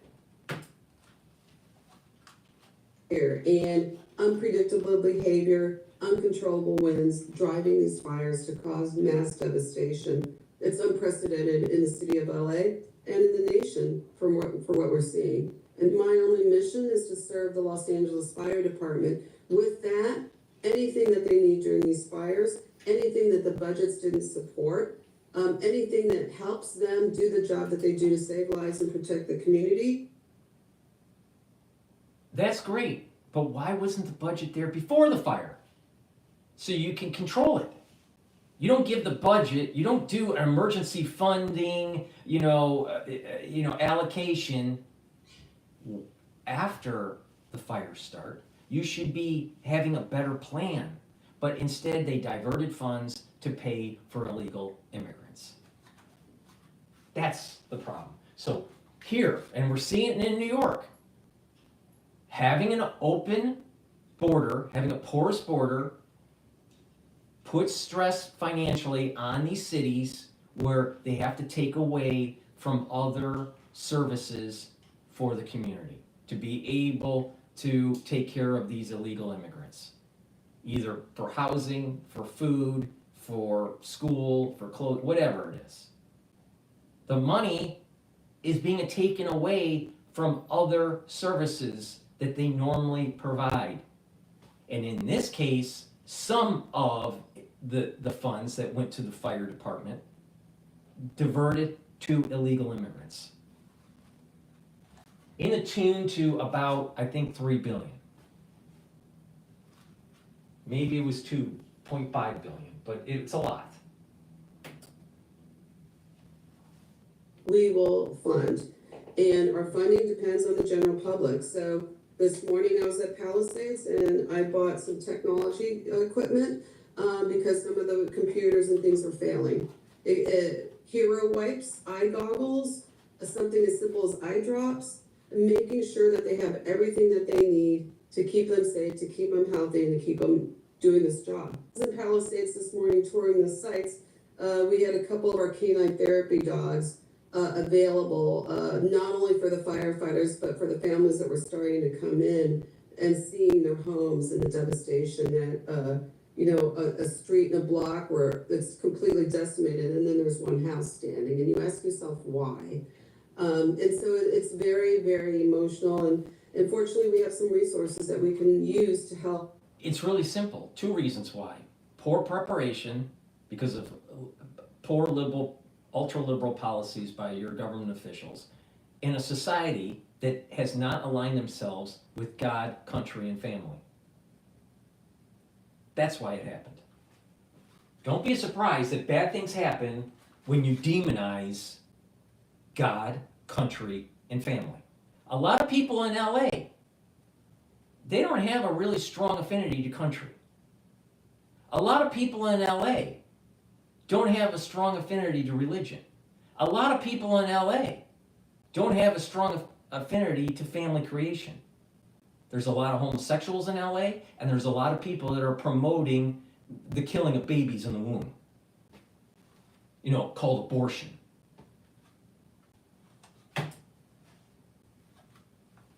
Not only the firefighters, but also the public as well. Is Lynn there on the many, many challenges facing the firefighters? Well, our North America correspondent David Willis is in Altadena. He spoke to Nikki Schiller a little bit earlier, and Nikki asked David about the evacuation order, which is extending into the Brentwood area. That's an area that includes the University of... This is what Ivy League universities you can get into with a 3.6 GPA. 90% of students with a 4.0 plus GPA.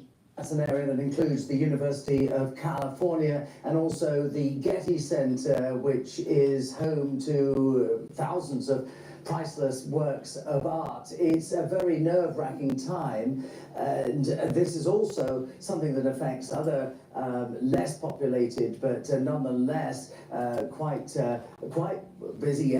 Why do they care about the works of art? I care about art, okay? I think culture is important, but the thing is, you have a lot of ultra-liberals that are going to the famous museums, famous artwork, and they're putting paint on it or stabbing it with a knife and tearing it apart because of global warming. The ultra-lib doesn't even care about art anymore. This is what I mean. They're going to eat their tail. I said this in 2023, after October 7th. The ultra-liberal is going to be eating its tail. After, right after October 7th, what happened? You had the implosion of DEI in front of Congress.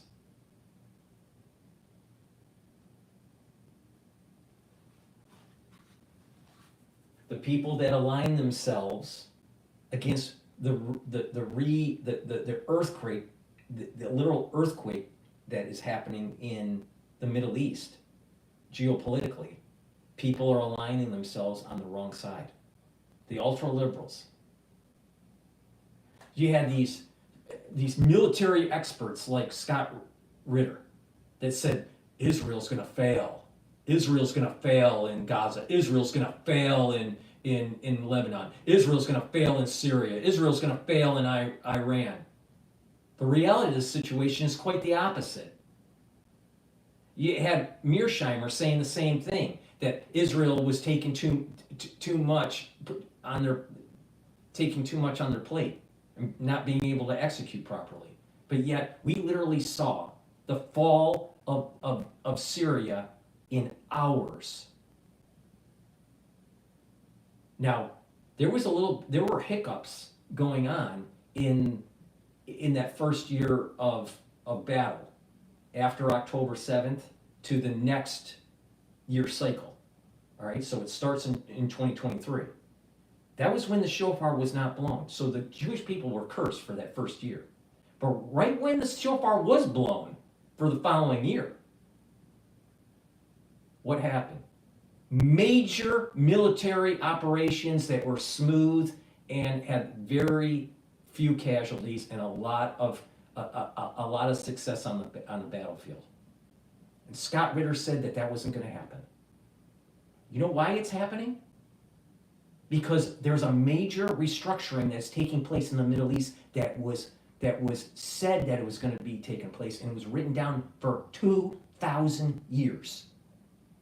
But you still have all these military experts saying Israel isn't going to be able to reach biblical boundaries. They're not that far away from them already. The biblical boundaries for King David is not that far away. Now, they have some issues with Jerusalem. They have some issues with the West Bank. They have to knock out the theocratic regime in Iran. But the point that I'm making and how it parlays to LA is that the ultra-liberals align themselves on the wrong side.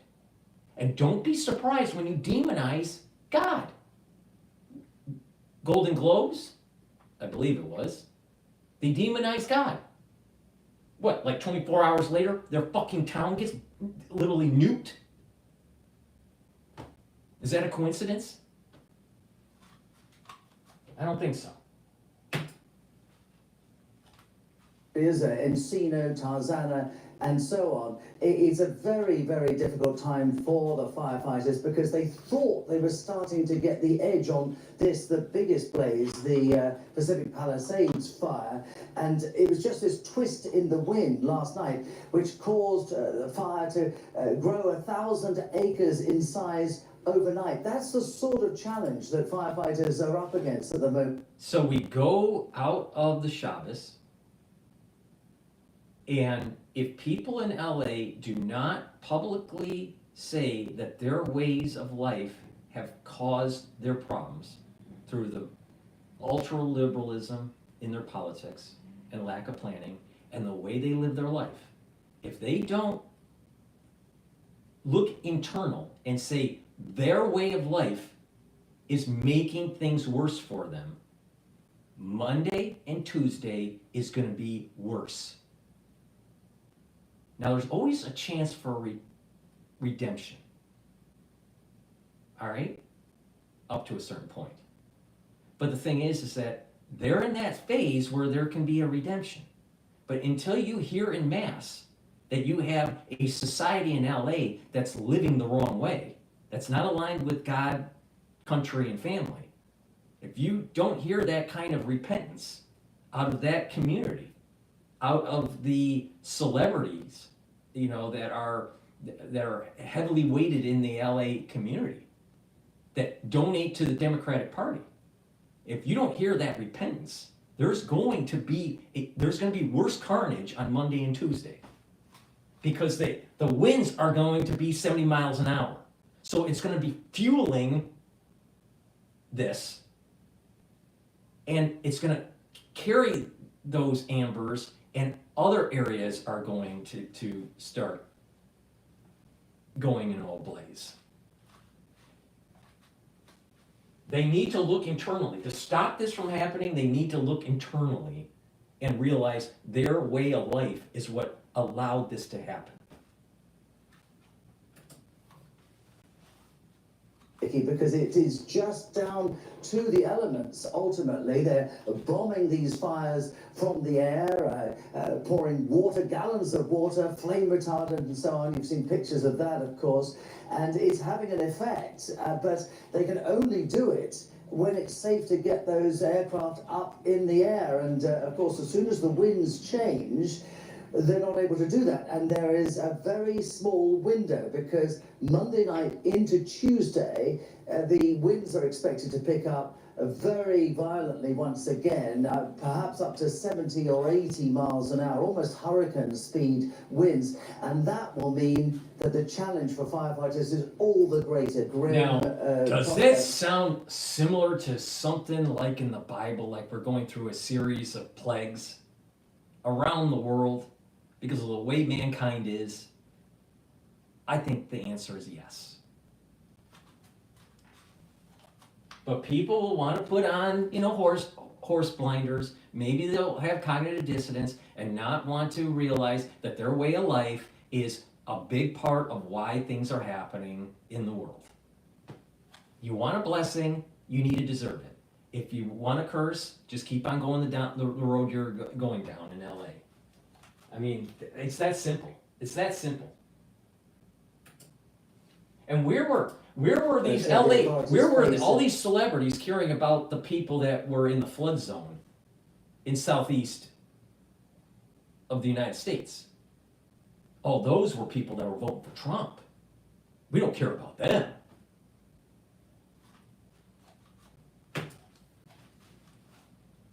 Trying to piece together what happened here, what caused these wildfires. You're absolutely right. Teams with cadaver dogs due to go into worst affected areas such as this one, Pasadena, Altadena, and of course the area that was completely destroyed in Pacific Palisades. We heard today from the LA Coroner's Office that it identified 16 different human remains, and of course identifying those will be almost impossible because of the state of them. And the sheriff's deputies here have been hinting for days that the death toll could rise considerably. There was reports a few days ago of the body of a man being found in his driveway with a hose pipe in his hand.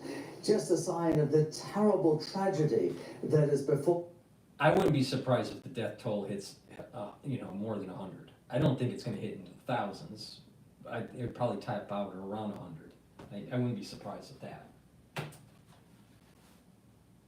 In this part of Southern California. It's going to be very difficult. I mean, the question rises as well, do people want to go back to these communities? I spoke to one person the other day whose house had survived the fires, but it was the only one in the street that had done so. So he lost, as well as his neighbors' houses. Gone was the local church, the local grocery store, and so on. So it begs the question, are these communities going to want to rebuild? And if so, at what cost? And where does the manpower come from? Because there aren't enough construction workers, you wouldn't have thought, to rebuild the size of the area around here. This is what I said early in the broadcast today.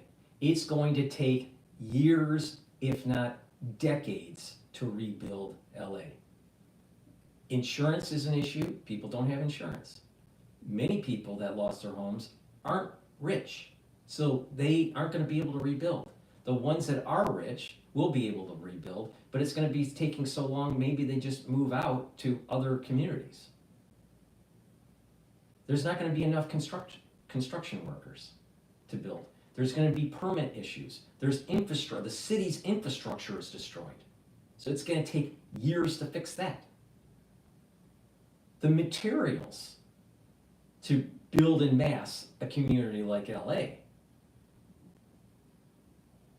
there's a shortage. There'll be a shortage of supplies, and the costs will increase because it's about supply and demand. The housing around areas that are non-affected are going to go up to buy and to rent. So many people are going to have to move out of that area. Now, some of them will move in different areas of California. Others will move out of the state. We're literally seeing the beginnings of a dying patient, AKA California, happening in front of our eyes because of poor policies and because a poor way of life. This is the community. This is the community that funded en masse liberal, ultra-liberal policies for the Democratic Party. This is the community that wrote the checks to Harris. The big dollar donors, this is the community that just got nuked.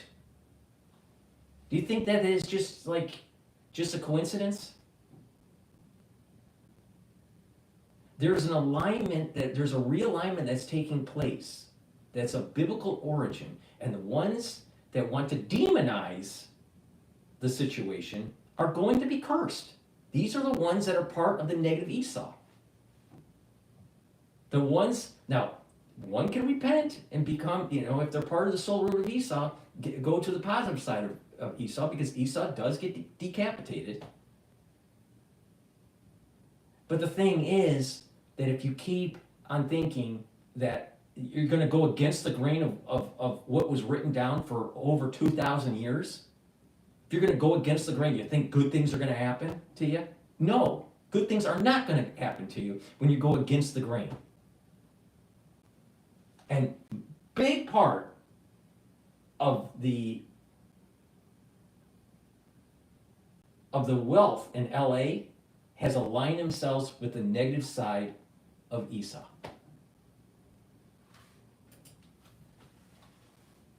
Along the area along the coast there, so a lot of questions really, and these are questions that will be dogging officials here and residents here for years probably to come. One thing I would say is this is a part of the world that has seen natural disasters in the past, seen earthquakes and riots and floods and so on, and there has a reputation as the capital of reinvention, if you like. This is a place where people come to chase their dreams, and those dreams can be quite durable. The people here... But that's when you had low taxes, when you had more space, and it didn't cost as much to live there. But now, because of liberal policies, it turned the state into a dystopia that Ayn Rand warned everybody about in Atlas Shrugged. Literally. The state ethos that Ayn Rand was warning about in Atlas Shrugged is the epitome of California. High taxation, high regulation, incompetent government, government officials corrupt, ultra-socialism. These are all things Ayn Rand warned everybody about decades ago.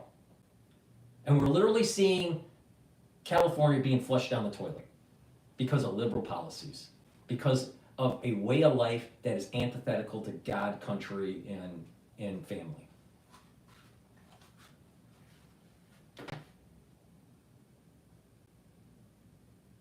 All right, well, let's take a look at what else is happening in the news.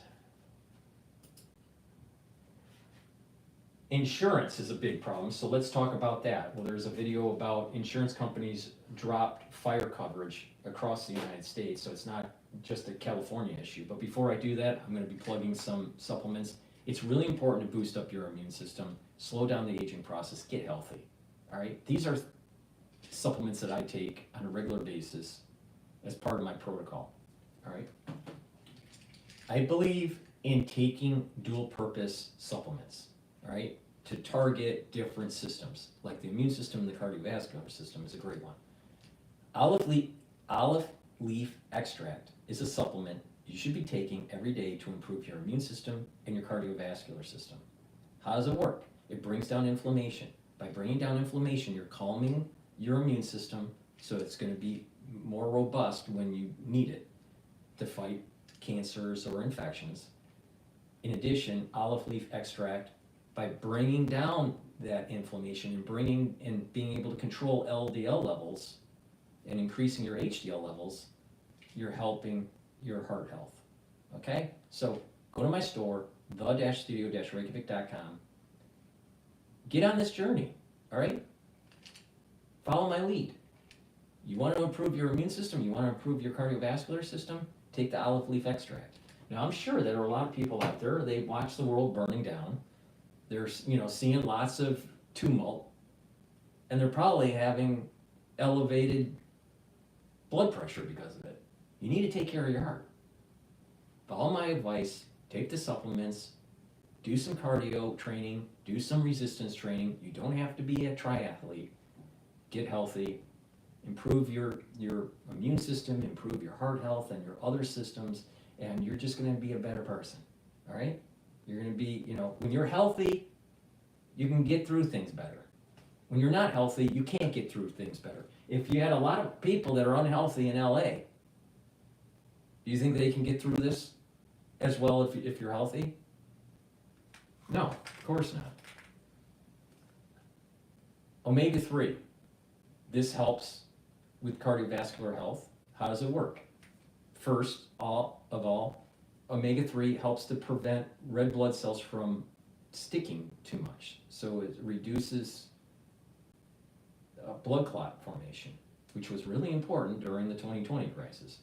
In addition, omega-3 helps to bring down LDL levels and increase your HDL levels, so it's helping with your heart health and your cardiovascular health. It is synergistic with olive leaf extract, so you should be taking these two together to get additional benefit. You can take them separately, but by stacking, you're really improving the benefits. And like I said before, it's really important to take a very strong antioxidant to help with your heart health and your immune system. Take C60, take a teaspoon a day. I have it in extra virgin olive oil, MCT coconut oil, and in avocado oil. I have it in a 2 ounce, a 4 ounce, and an 8 ounce configuration. Take a teaspoon a day. What it will do, it will soak up those free radicals. It's very potent. And by soaking up those free radicals, what's gonna happen is you're gonna notice that your energy levels are gonna be increasing because your ATP is going up, the mitochondrial health is going up. You're gonna be slowing down the aging process. And by having more energy and improving your endocrine system, you're also improving your immune system. So please go to my store, the-studio-reykjavik.com, and get the C60. C60, by soaking up those free radicals, also helps with your cardiovascular health. How? By soaking up free radicals, you can't oxidize LDL. If you lower your LDL levels and you reduce the free radicals, you have less oxidized LDL. Oxidized LDL is a major component for plaque formation in your vascular system. So you want to stop that, eat right, exercise, and take C60. But if you don't want to take my advice, don't be surprised that you have a heart attack later in life. Discover Luca Fallone's shirt collection, crafted in Italy from luxurious materials, perfect for year-round wear. Talk more about this terrible insurance situation. We're bringing in Kaya Stanley, a CEO of the California Restaurant Mutual Benefit Corp and attorney. Thank you so much for joining us. Tell us more about this. We're hearing about this catastrophic situation where these insurance companies have dropped fire coverage from thousands of policies in the years leading up to this.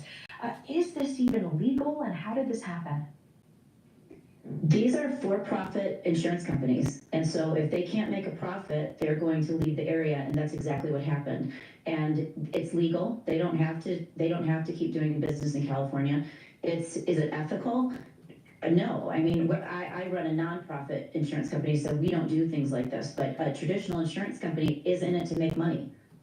What can homeowners and business owners? Happen. Yeah, and it's going to happen again and continue. What can homeowners and business owners do if their fire coverage was dropped? I mean, are they simply out of luck? Is there an appeals process?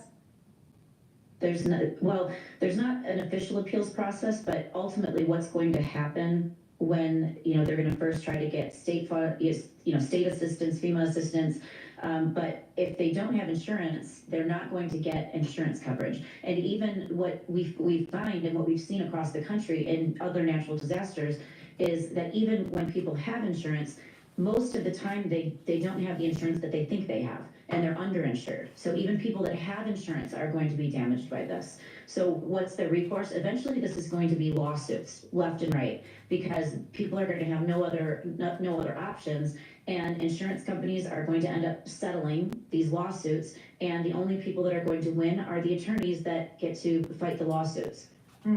This even adds to the problem of rebuilding LA, because everything is going to be in the court and it's going to drag out for years. People aren't going to have money to rebuild. I'm telling you, LA is going to be a shithole for years. Total wasteland for years.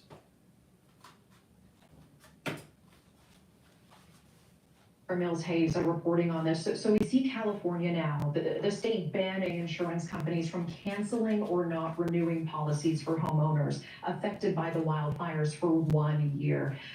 But this doesn't help people who didn't have fire coverage or were underinsured or were dropped before this, right?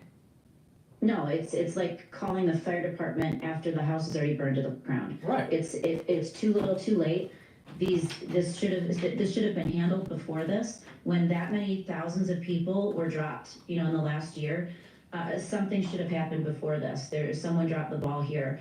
And even this moratorium is still, it's not what people think it is. Even though they're not allowed to leave the state, they're still underinsured. So even in these places that they still have to have the insurance, there's nothing that I've seen in the mandate that says you have to insure at a certain level, or all of the things that are going to leave people high and dry even if they had insurance. So for example, if you don't have a guaranteed replacement value in your insurance, and your valuation was done 12 years ago, 15 years ago, 20 years ago, then your valuation has completely changed. So what it would cost to rebuild it today is completely different than what it would have cost 15 years ago. And then you're also going to be rebuilding with thousands of other people, and there's going to be a labor shortage, there's going to be a materials shortage, and some of these policies even have a limitation that says you have to rebuild within a certain number of years in order to get your coverage at all. And when you're trying to rebuild along with thousands of other people, that's just not possible.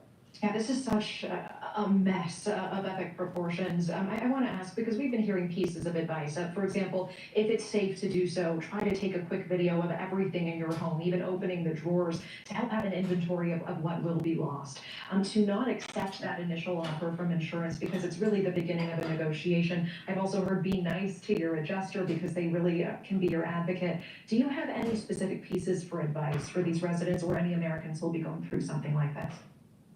It's going to be really hard. My advice for people that even if you're not in a natural disaster area, you need to go and check your coverage now. I'm a CEO of an insurance company and an attorney, and we checked our coverage when this happened, and we found out that we were underinsured.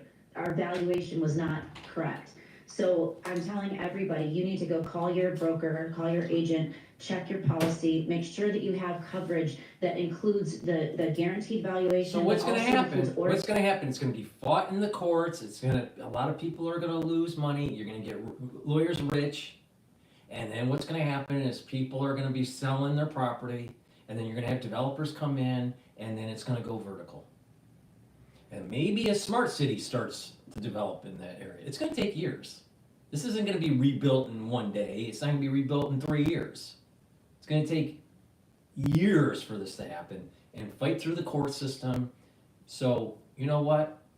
If you're in LA and you're not a celebrity, you better off leaving, because you're only going to be living in squalor.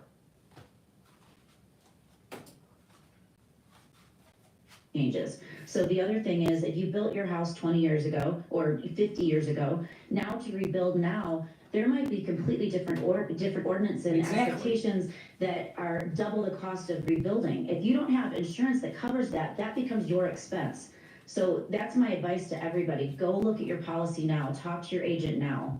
Kyle, last question for you. What needs to happen so that the insurance industry can't just pick and choose, especially as natural disasters and just become more common and more severe?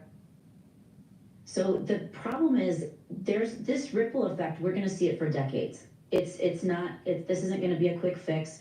The insurance companies are in it to make money. And there's a new thing that the insurance commissioner did also next year, requiring that if any insurance company does any business in the state, they can't just cherry pick the lines of coverage that are profitable. They also have to include fire, which is appropriate, it should have always been that way. But now look at what happened, because it wasn't that way. So that's one of the things that has to happen. But the ripple effect of this is that they're going to have to go to their reinsurer to get insurance, and then their rates are going to go up for the reinsurance. So what happens is the insurance company covers it up to a certain amount, and then the reinsurance covers it after that.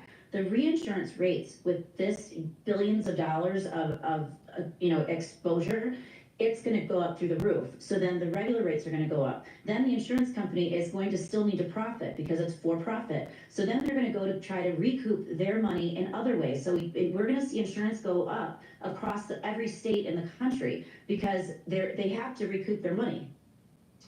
What needs to happen here? I mean, we have a new president coming in 9 days. Is it on the federal level that there need to be mandates and there needs to be change? Think about the perniciousness. Yep. Think about the perniciousness of failed ultra-liberal policies. You've never been in LA ever. But because they let the city burn down because of poor preparation, everybody's home insurance is going to go up. Even if you live in Maine or New Hampshire, everybody's insurance is going to go up now because of the perniciousness of ultra-liberal policy. Once again, Dr. Paul Cottrell says ultra-liberals are destroying the country, making it less productive and more costly. And here's another example of it.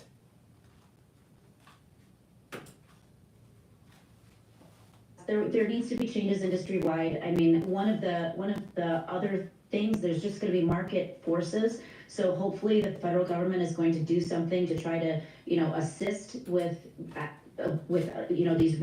Now, I don't know who's watching that, is if they're ultra-liberal or ultra-conservative or whatever. But if you have an ultra-liberal friend, you know what?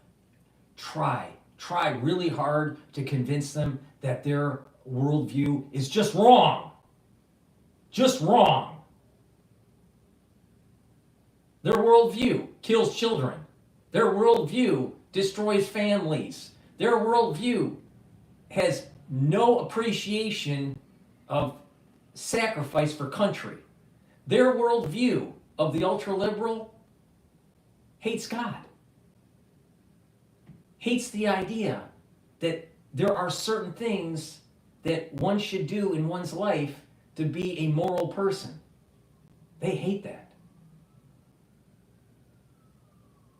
But their policies, these ultra-liberal policies, are literally destroying the fabric of our country, destroying the productivity of our country, and making things in our country more expensive.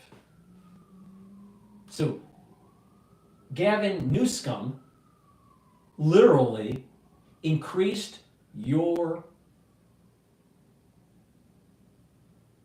homeowner's insurance because of failed policies in LA.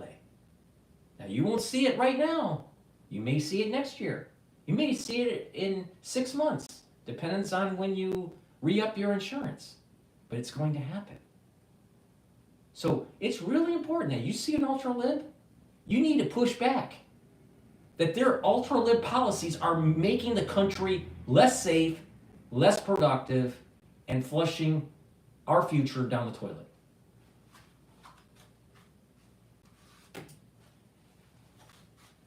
Effects that I'm talking about that are going to be felt in every single state economics. But the states also have a lot of power on this too, because they're the ones that are dictating how an insurance company is doing business in their state. So yes, it's going to be, there has to be a lot of reform. For those who had lost their homes, how long are you expecting it'll take to rebuild in these communities? Are we talking about a couple of years? Decades. I think it's going to be decades. I looked at other, fire areas or natural disaster. So an expert on this topic, and she's agreeing with Dr. Paul Cottrell. What a surprise. Areas, and a lot of them, the people took the insurance money and sold and left. So, and then someone else came in to rebuild. And that happened a lot in New Jersey during the Sandy hurricanes. And so we're expecting to see a lot of that here because the rebuilding it's going to be an unbelievable, codes have changed there. It's going to be just decades. So Kaya, as people are looking at their own plans and wondering what's going on here, what do they need to be looking for? The biggest thing is the guaranteed replacement cost. And even though I'm giving this advice, I want to say to people, some people still can't even get that insurance. There's some places that like in the areas that we're talking about, no one would sell them insurance. So they went and got insurance on the fair market, which is the state's, like they call it, the insurance of last resort, because it's not good. It's high premiums and then low benefit. Thanks for watching. Go to joinnn.com to find. Before we go into the next video, please help support my work and help support your health. Pay attention. I have the three pillars: neutralize pathogens with structural nanosilvers, bring down free radicals by taking C60 and strong antioxidants, and bring down inflammation by taking turmeric, ashwagandha, and lignans. I have two different types of structural nanosilver gel. I have it in the dispenser, where you can carry it in your bag or a backpack, and a tube form. High quality, it's dual purpose. It's a skincare. You can apply it on your skin, especially at night, and then exfoliate in the morning, and that way your skin is clearer and it's tighter, all right, especially on the face. In addition, you can use it to neutralize pathogens. You put it on your hands, put it on around your mouth, around your eyes, around your nose, around your ears, lightly coat your nostrils. It creates a barrier and neutralizes things that you may be exposed to during the cold season, or worse. All right? Stays active for 5.5 hours. Way better than Perel. Perel only stays active for about 30 seconds. And Perel cracks your skin. Structural nanosilver gel heals your skin. If you have a cut or an abrasion or a minor burn, put the gel on the wound and it will help heal the wound quicker. Please go to my store, the-studio-reykjavik.com, and get the structural nanosilver gel in the tube form or in the dispenser. Very high quality products. You use them the same way. Go to the store, my store, the-studio-reykjavik.com, and get the products. Help support the channel, help support your health. It's part of that first pillar that I mentioned. Structural nanosilver toothpaste. This is the best toothpaste you can buy. Nowhere else can you get a better toothpaste. All right? Not Alex Jones, not at CVS, nowhere. Please go to my store, the-studio-reykjavik.com. Get this toothpaste. Get a few tubes for your household. This has structural nanosilver. It has no fluoride, because fluoride makes you stupid. This structural nanosilver toothpaste will whiten your teeth, freshen your breath, neutralize pathogens, improve your gum line, and with good oral hygiene, you're reducing the chances of cardiovascular disease and valvular disease. This toothpaste is the best that you can buy. Please go to my store, the-studio-reykjavik.com. Get a few tubes for your household. You're going to need it. And like I said, bring down inflammation and soak up free radicals. Lignans is a powder. You mix it with soft food or a smoothie or just with filtered water. It helps to boost up your immune system by bringing down those pro-inflammatory cytokines, soaking up free radicals, reducing stress on the cell. You're going to have more ATP, boost up your immune system, and improve your endocrine system. Please go to my store, the-studio-reykjavik.com, and get the lignans. By having a good immune system, you're going to be able to fight cancers. You're going to be able to fight turbos, the turbo problem that we have with cancer now. And in addition, by having a good immune system, you're going to be able to weather pathogens better. If you have a weakened immune system, don't you think you'll get sicker easier? Yeah. If you have a weakened immune system, do you think you'll get cancers more easily? Yeah. So doesn't it behoove you to strengthen your immune system? Yeah. Please go to my store, the-studio-reykjavik.com, and get the lignans. It's a powder. I mix it with hummus, or you can mix it with yogurt, or just mix it with other foods, or a smoothie, or filtered water. It's very important to use filtered water. With that said, let's go to another video. Let's find out what else is going on in the news. You know, this insurance problem is going to be very big for people in LA, but across the country.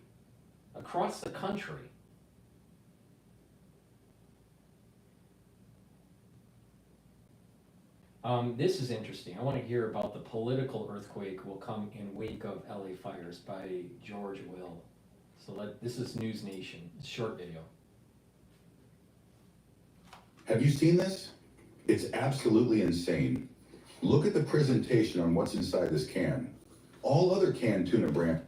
Thousands of families watched their American dream burn to the ground on live television.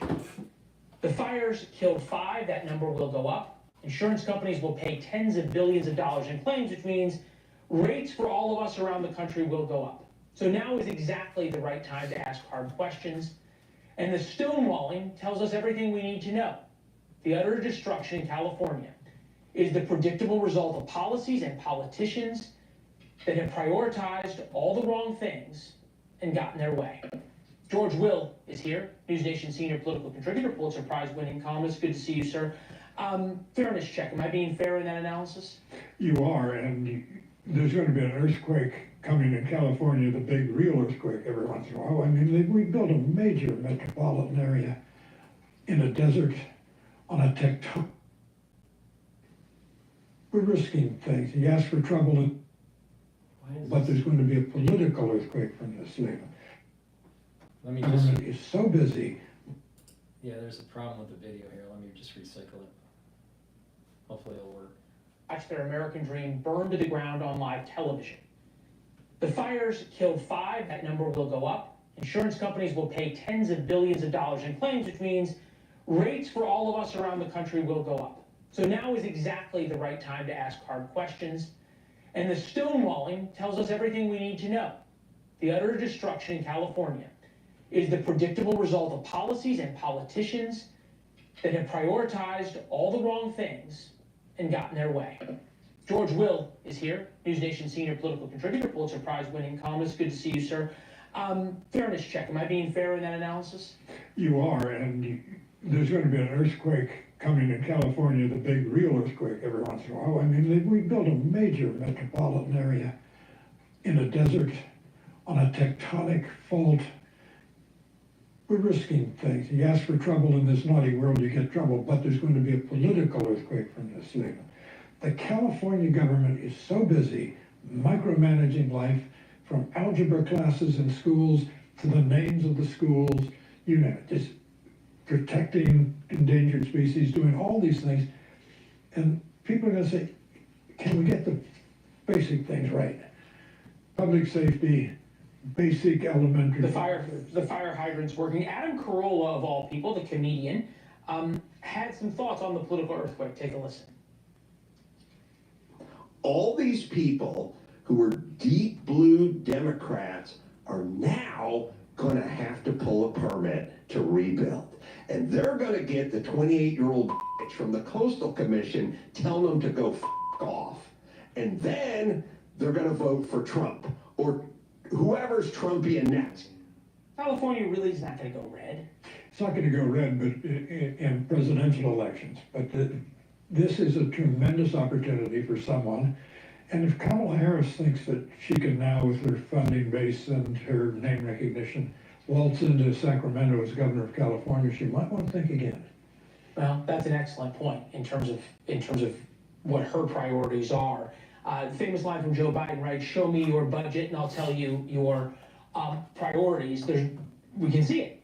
They were not testing fire hydrants because they didn't have the money, but they kept their DEI office and other things. There is going to be a special session of the California State Legislature in the coming days, not to deal with the wildfires, but to authorize more money to fight Donald Trump.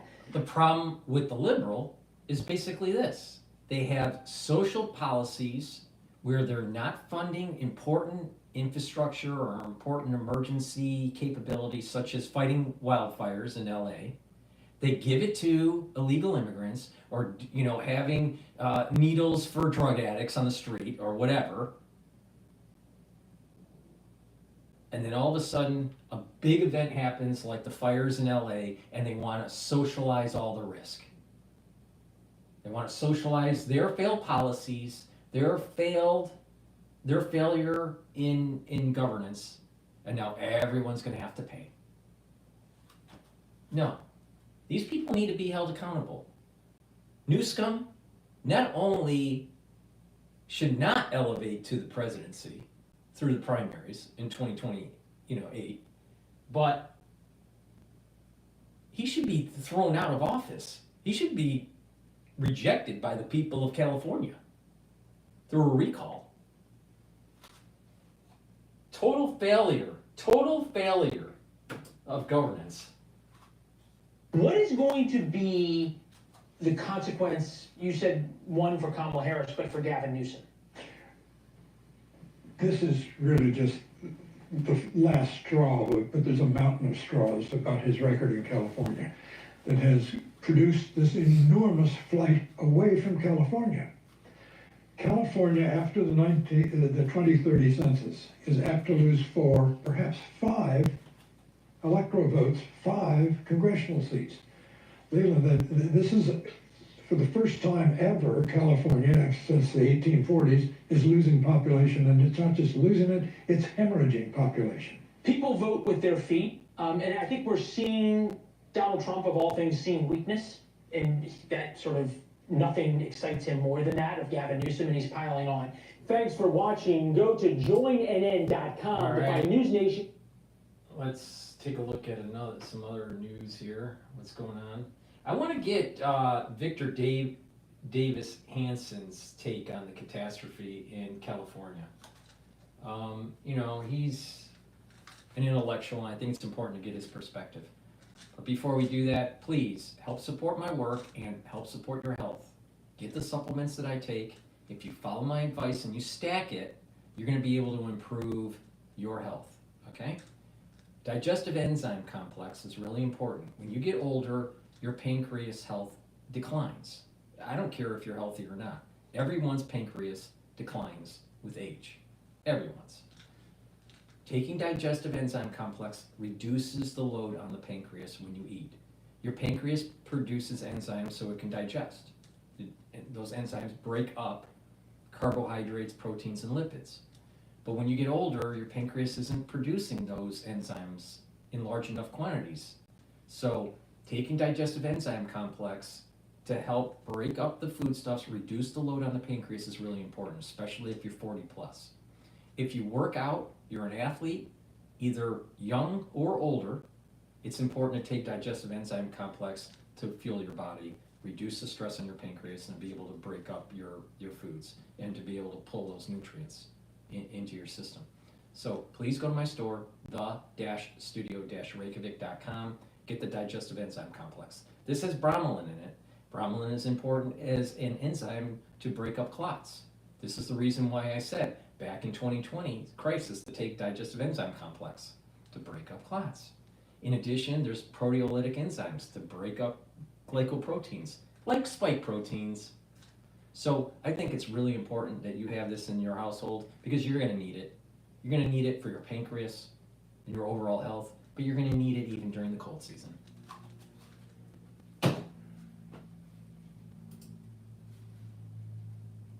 Out to the sea rather than into the. So I would characterize it as a DEI, Green New Deal, hydrogen bomb. It's something out of Dante's Inferno. When you look at the people in charge, Gavin Newsom flew in to sort of do these performance art studs.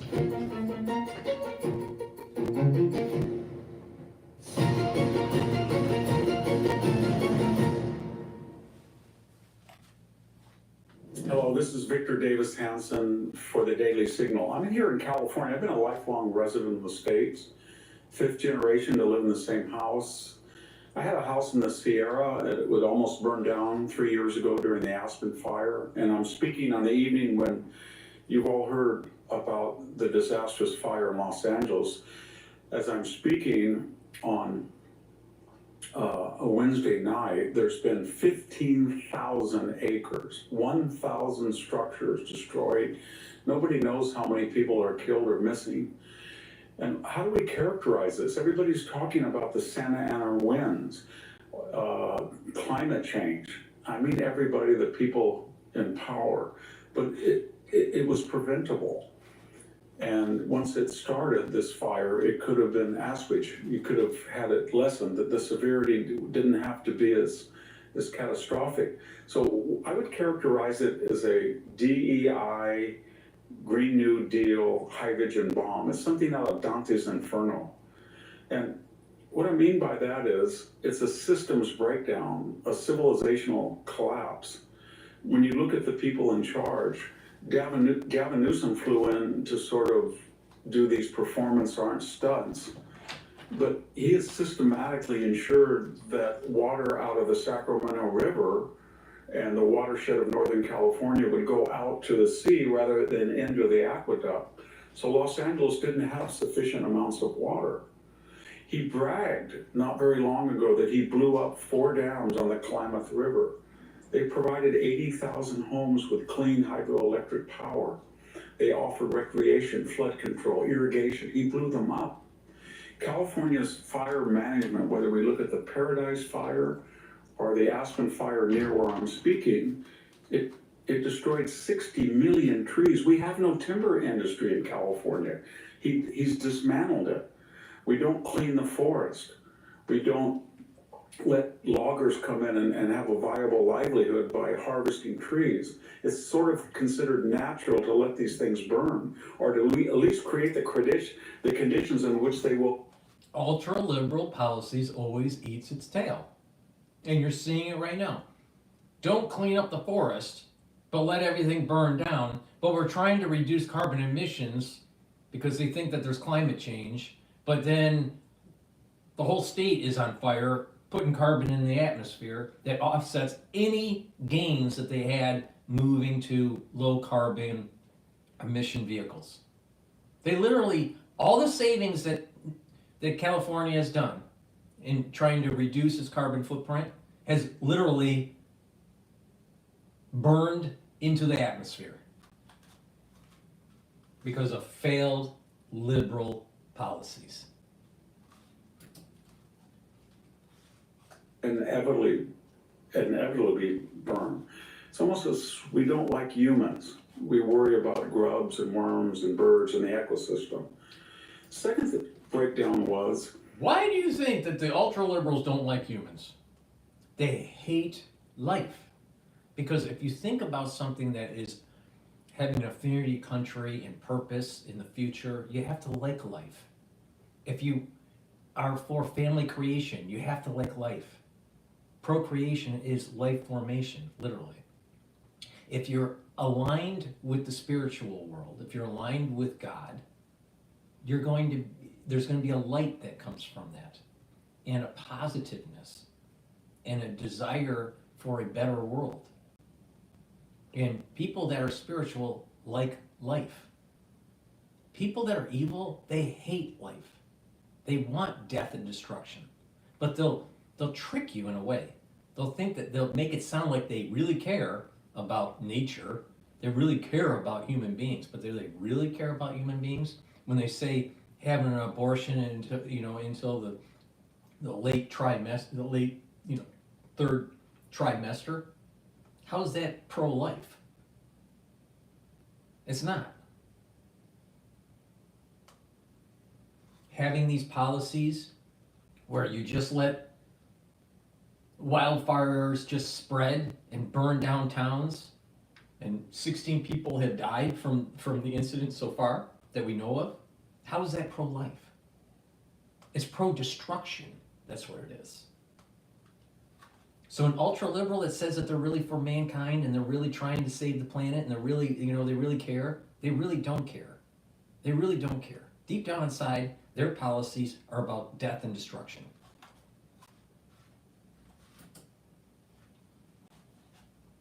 the mayor, Karen Bass, was in Africa.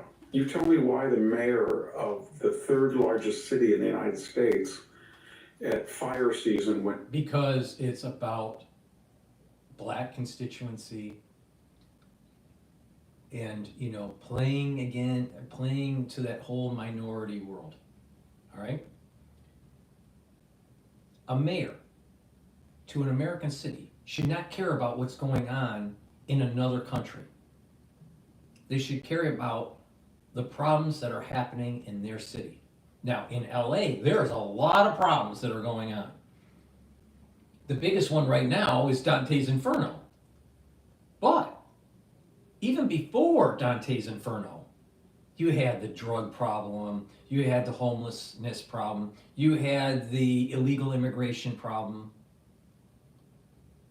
you had a housing crisis, cost of living crisis. Believe me, there was a lot on her plate. She didn't need to go to Africa.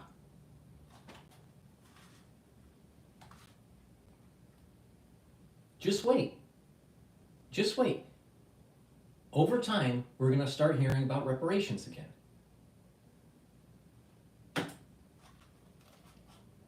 She had been warned and warned for days on end that the Santa Ana winds were up to 100 miles an hour in the evening, and there was a danger of fire. And she goes off to Africa for the inauguration of the president of Ghana? Who, with all due respect, Mayor Bob, who cares? You have an obligation to the 6 million people of greater Los Angeles. Right. So, and then we have the fire chief. I don't really care that she's LGBTQ. I don't care any of that. All I do care is her emphases. She's been bragging for the last 2 years that her goal was to make sure it was diverse and inclusive. That can be good if it's competent. But when you announce that 70% of your hiring will not be meritocratic, but will be based on diversity, equity, inclusion, then you're not putting the interest of your constituents first. There were not even enough, there wasn't This enough. is a problem with DEI, and you see it in corporate, you see it in the school system, all right? You see it in academia. With DEI policies, when you get the bitch boss in, the bitch boss promotes other bitch bosses. Now, that's not a really political way of saying it, Dr. Paul Cottrell. So let me rephrase it. That is a little bit more PC oriented, all right? Through DEI policies, you'll have individuals that get into managerial positions that will promote other DEI policies. And what happens is there's a competency level that drops in corporate America, at the different school systems, even in government, at the different agencies. And what will happen is that incompetency starts to go up. And failure of leadership and problems with budgets and problems with being able to solve crises happen. DEI is a failed policy.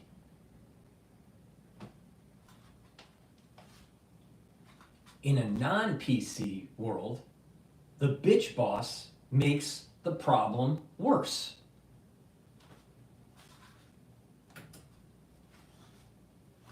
Water pressure in Pacific Palisades. Pacific Palisades is not where I live. It's one of the wealthiest, most exclusive neighborhoods in the United States. If they don't have water, then no one's going to get water, believe me. There's not enough insurance. There were famous actors that didn't have insurance. Why? Because this industry is overregulated. It's fraught with people who make fraudulent claims. And the insurance industry knows that California is hostile to it, but more importantly, that it will never clean up its forest or take preventive, time-tried, ancient protocols to lessen the dangers of fire.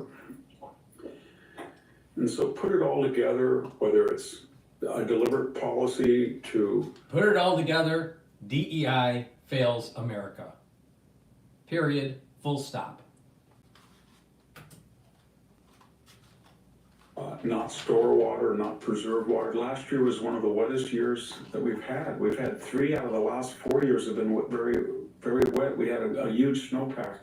We had rivers that were running in 19th century fashion, but out to the sea to save the Delta smell.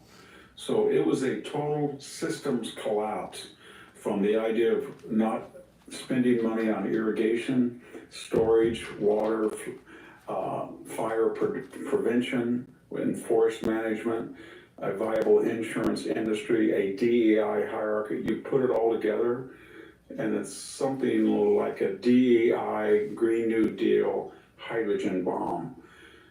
Gavin Newsom was fiddling. He's almost Nero Newsom. And this has been something that is just unimaginable, this systems breakdown. And to finish, what we're seeing in California is a state with 40 million people. And yet the people who run it feel that it should return to a 19th century pastoral condition. They are de-civilizing the state and de-industrializing the state and de-farming the state, but they're not telling the 40 million people that their lifestyles will have to revert back to the 19th century when you had no protection from fire, you didn't have enough water in California, you didn't have enough power, you didn't pump oil. So we are deliberately making these decisions not to develop energy, not to develop a timber industry, not to protect the insurance. Failure of ultra-liberal policy. Industry, not to protect houses and property, and we're doing it in almost a purely nihilistic fashion. And Karen Bass should resign. She came to the airport back from Africa. She had nothing to say. She was confronted at the airport. Why were you in Africa?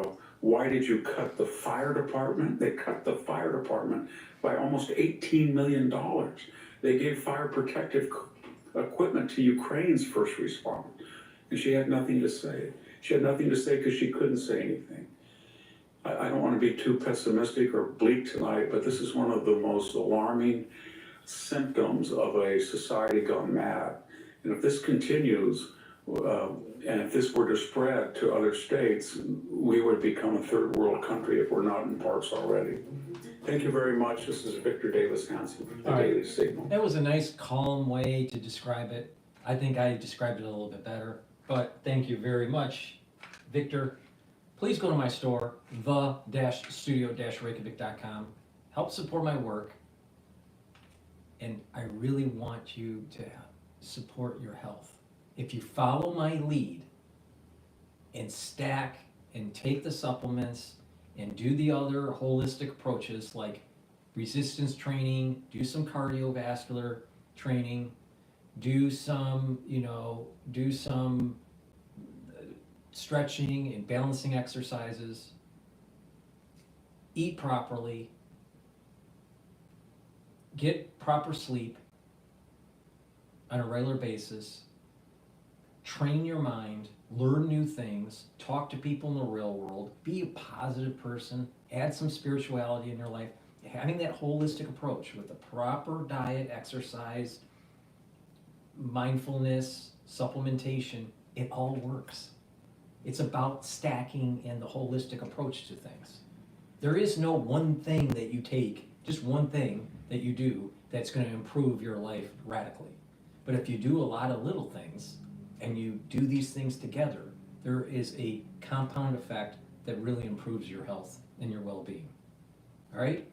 Now, the problem that we have in the United States is there's a lot of people that have weakened immune systems, cardiovascular disease, diabetes. As they get older, they have neurological problems, they have bone density problems, they have atrophy, they have low energy levels. There's lots of things that happen. Their endocrine system is disrupted because of their diet and their environment that they live in. These are things that you can correct. But if you don't take the initiative, it's not going to do it all by itself. You have to have the initiative. We're at the beginning of a new year.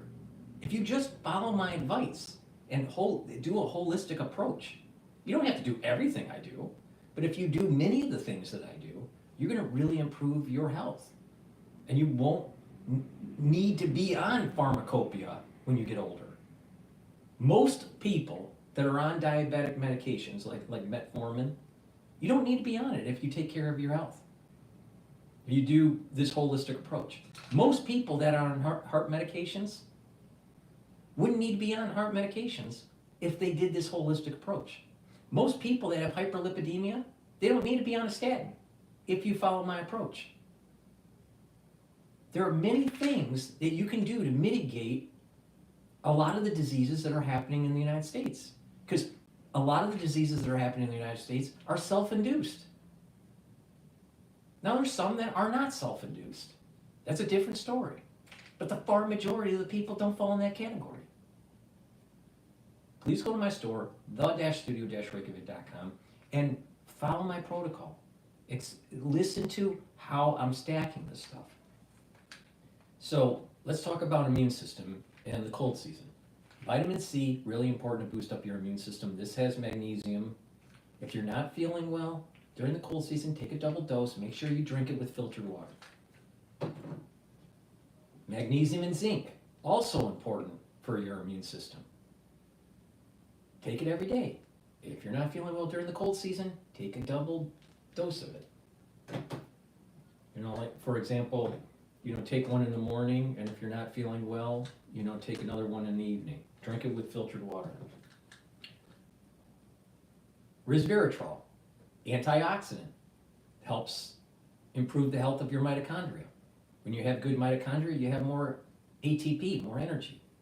Resveratrol also helps to get rid of cells that are in senescence. Cells that are in senescence stop dividing because they have short telomere lengths. And they just sit there and collect garbage. Well, you want to get rid of those cells. So to get rid of those cells, take resveratrol. This stacks really well with other antioxidants like C60 or ubiquinol or NAD+. So stack it with those supplements as well. I have been taking resveratrol for decades. And I don't look like Alex Jones.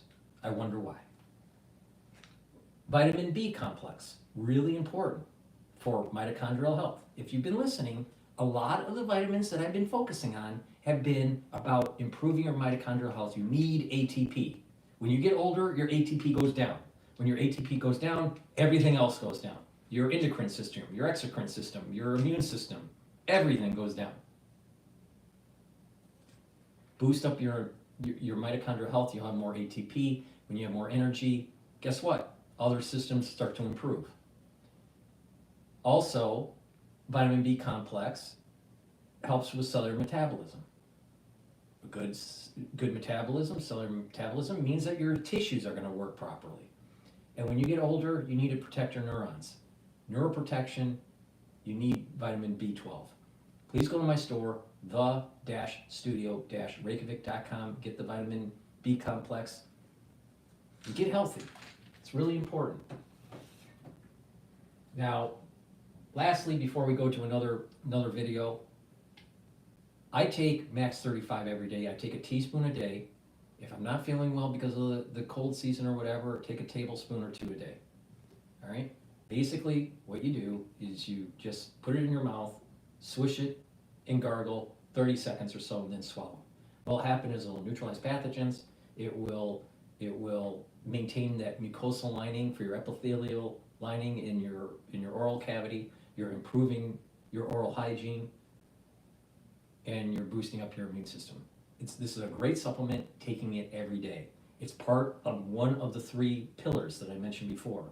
Neutralize pathogens with structural nanosilvers, soak up free radicals with C60 and other strong antioxidants, and bring down inflammation by taking turmeric, ashwagandha, and lignans. And when you do that, you slow down the aging process and you're boosting up your immune system. Okay. Let's take a look at what else is going on in the news. Now, obviously, the fire is dominating the news. Attorney calls for LA Mayor Bass resignation in a heated interview. Blame game.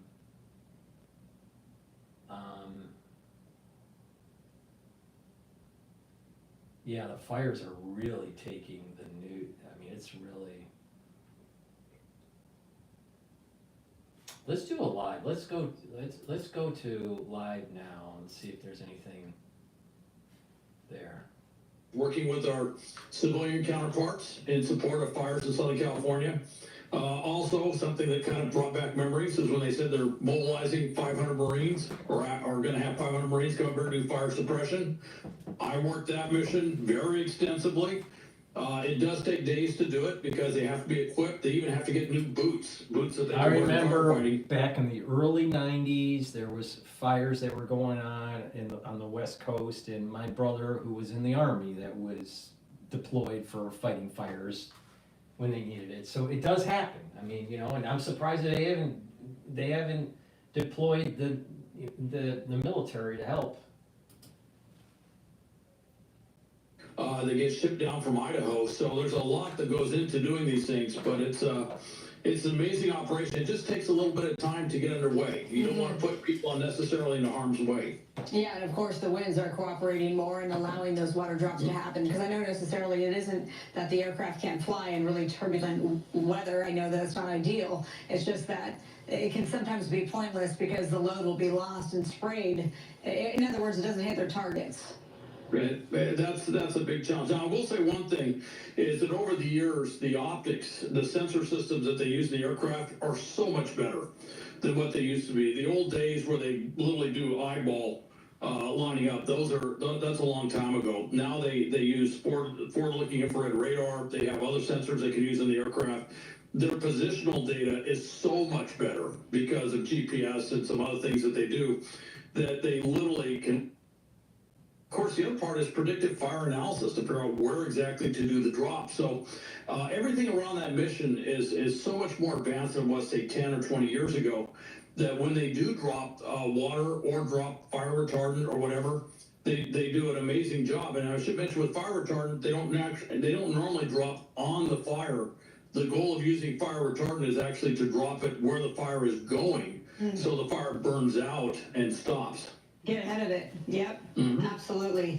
All right, so I had someone that typed into the text box, you know, that they're still recovering from bronchitis / pneumonia. Lots of people are having this problem, all right, especially in the New York area where they're straddling bronchitis and pneumonia. This is a common feature this season.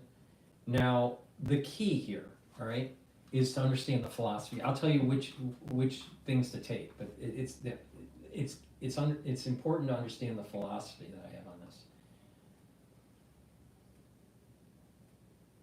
People need to really focus on improving their immune system, and it goes back to those 3 pillars, all right? And then you put other supplements, and I'll tell you what those supplements are.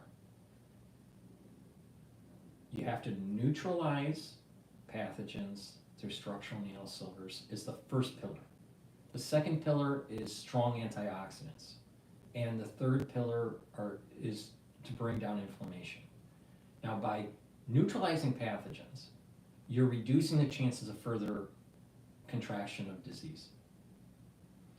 By soaking up free radicals with strong antioxidants, what will happen is that you are reducing the stress on your cells, and so the cells and the tissues will perform better and be able to fight infection. If you're chronically sick and you chronically have lots of free radicals that are weakening the tissues, then you're not going to be able to respond as well. And also bringing down those pro-inflammatory cytokines and bringing down chronic cortisol levels and high glucose levels, by bringing those down, you're reducing inflammation that allows your body not to be chronically inflamed. So that's the 3 pillars. Now, specifically, you know, because of going through the cold season, you want to boost up your immune system and be able to kind of help heal your body if you have gone through something. All right, I have these boxes. They're called the anti-Fauci boxes. All right, and I have them in 3 different price points. So there's the anti-Fauci box, there's the advanced, and there's the deluxe, depending on the price point. Okay, and so it's building around these 3 pillars that I told you about. Neutralize pathogens, bring down free radicals, bring down inflammation, but there's other things that help to boost up the immune system. So in the deluxe, So you have the max 35, so you're going to be neutralizing pathogens and maintaining the mucosal lining in the oral cavity by taking the liquid, all right, and swishing your mouth, gargling, and swallowing.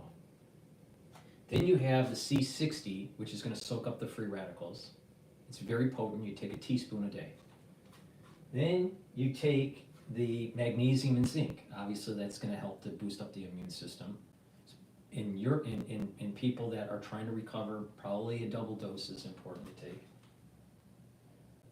Turmeric is going to bring down those pro-inflammatory cytokines, and it also soaks up free radicals, so it's synergistic with the C60. Then the ashwagandha is going to be bringing down the cortisol levels and control your blood glucose levels, and synergistic with turmeric to help calm down the immune system, reduce that chronic inflammation. Omega-3, really important. Why? Because it's going to help not only with your lipid profile, but it brings down that systemic inflammation, okay? And it helps to prevent red blood cells from sticking too much, right? So omega-3 also helps with that systemic inflammation reduction. The digestive enzyme complex, really important, not just to help with your pancreas, but like I said, the digestive enzyme complex has proteolytic enzymes in it. And those proteolytic enzymes will help to break up glycoproteins. Glycoproteins are on pathogens. And the lignans, it's synergistic with C60. It's an antioxidant. It'll soak up those free radicals to help improve the tissue, but it also brings down inflammation, so it's synergistic with the turmeric and the ashwagandha. That's the deluxe, all right? And the other box is either the Fauci box, anti-Fauci box, or the anti-Fauci advanced box. Has less product in there. But those are the things that you need to really kind of heal your immune system over time. Now, when it comes to bronchitis and pneumonia, it's really important to realize that when you get sick, when it's benign, when you get a sickness and it's benign, and you're, and it's mild, and you only have it for 5 days and it clears, all right? It takes about 3 weeks after the clearing for your body to reach pre-sickness levels. It takes weeks for the cells to heal.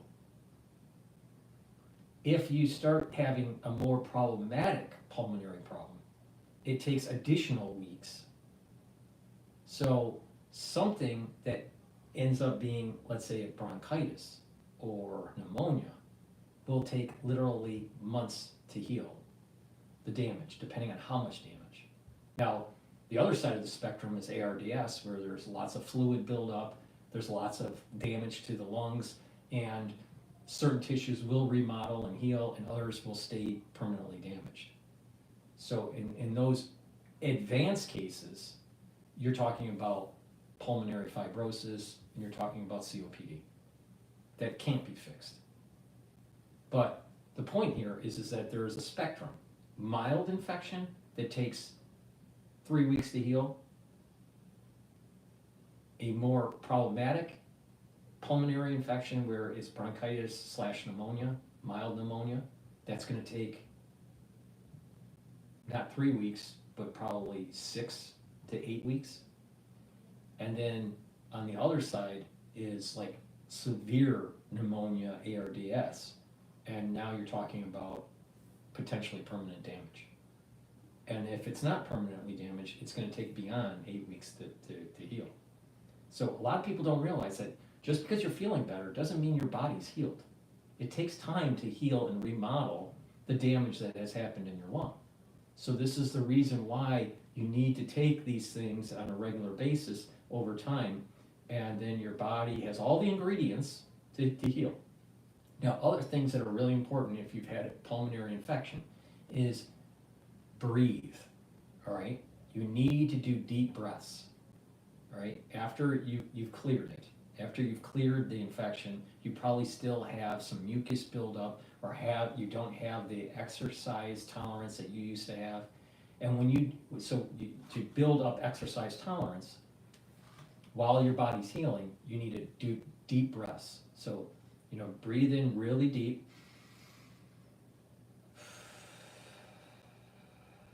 And exhale. And by doing that, about 20 times, maybe a few times the day, you're going to start, helping getting your what you're basically doing is you're forcing air into your lungs and you're forcing air out of your lungs. And you're trying to get that, you're trying to force the recoiling of your lungs. A lot of people that have pulmonary problems, they just they get weaker and weaker. Let's say you don't, let me give you an example. Let's say you don't get sick at all, but you just don't exercise. Over time, over the decades, your actual lung capacity goes down. But when you work out, your lung capacity reduces. The degradation of your lung capacity reduces when you work out. So even if you are an athlete, your lung capacity over time will diminish just because of aging of the lung. All right? But if you have someone that doesn't work out and doesn't have lung disease, their decline of their lung will be faster than an athlete or someone that works out regularly. So what you want to do is you want to build up your exercise tolerance. You don't have to be a marathon runner or anything like that, but you need to force air into your lung, and you need to force air out of your lung. Maybe do the reps maybe 20 times, and do that a few times throughout the day. Once you feel a little bit better, then you're talking about going and walking, doing a lot of walking. Then once you feel a little bit better from there, then maybe a little jogging or rowing or stair climbing or something that gets your heart pumping and you're breathing faster. But you just got to do it in steps, okay? You don't, if you still have the bronchitis, if you're still having the pneumonia, you don't want to be running. You need to just heal your body and do some breathing exercises. Just start slow, all right? But over time, you can improve your pulmonary function within up to a limit. Again, if it's really severe and you have the pulmonary fibrosis and the COPD, you have permanent damage and you can't reverse it. You can slow down the additional decline, but you can't reverse it. But it depends on how bad it was. Most people don't get ARDS because if they did, they were in the hospital and most likely on a ventilator. But the thing is that but there are many people in this cycle of the cold season where they're straddling that bronchitis and pneumonia. And they usually have it for about 10 days and they're feeling better, especially if they've taken some antibiotics. And what will happen is they will feel better, but it still takes weeks for the lungs to heal, depending on the severity. Mild takes about 3 weeks. More moderate to severe, you're talking a couple months. So, keep that in mind. So I have the anti-Fauci boxes. I designed these boxes just for this issue. All right, so it's about the pillars. Just think about it this way. It's about the pillars, the 3 pillars: neutralize pathogens, soak up free radicals, bring down inflammation. And I built it around those pillars. And I have these different price points because not everybody can afford everything, but at least they can afford something. So that's a great way to solve the problem, but it's not just taking supplements, it's also doing the breathing exercises, and when you have the exercise tolerance, then moving it up a little bit. Walking or jogging a little bit, depending on wherever you are with your pulmonary function.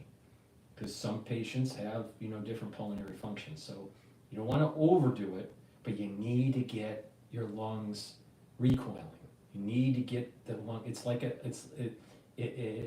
view it as by forcing the lungs to work, you're actually improving your pulmonary function. So hopefully that will help you. It's the anti-Fauci boxes on my website, the-studio-reykjavik.com. Again, use the discount 5, and when you buy a box, I package it in a way where it's at a discount compared to buying individual products. So you can buy the box, you get a built-in discount because of the box, relative to the individual products, but also you can use discount 5 to lower the price in addition. All right, so let me go back to live now. This right here is what decision paralysis looks like, and here's how AI can help. It's Monday, and you've got a marketing deck due Thursday. You know it'll take about 6 hours to finish, but Then the first of the day has been at about 11 a.m. Eastern time. That is 8 a.m. Pacific time. You can watch those live and uninterrupted right here on Live Now from Fox. Let's head to a quick 2-minute commercial break now at 12:40 on the East Coast and 9:40 on the West Coast. You're watching Live Now from Fox. We'll be right back. Okay, so now we're in commercial break here. Let me see if I can find something else. I mean, basically the news is dominated by the fire for sure. What else is going on? I mean, just everywhere is about the fire.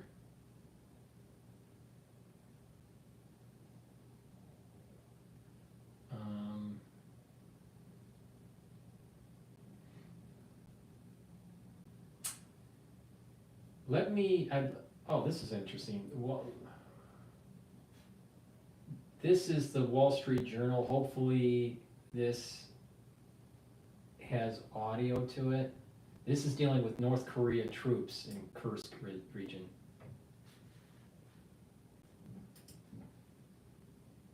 All right, this isn't gonna. That's not gonna work because it's just music, and this show doesn't do great with that. Let me see if I can find something else that I want to cover here. And just the news is just dominated by the fires. Here's something interesting from the BBC, going off on a tangent here. New ancient human species possible, identified. This was published about 3 days ago. Scientists have identified a potential new member of the human family tree. They've named it Homo juluensis. Julu translates to big head, which the research team says is one of its defining characteristics. My colleague and I have been working on this for the past several years, looking at the fossils from a site called Shujayao. And so it allowed us to reconstruct the cranial capacity, the overall size of the brain, right? And it came out at about 1,700 cubic centimeters. Now, to put this into perspective, modern humans on average have a cranial capacity of about 1,350 cc's, right?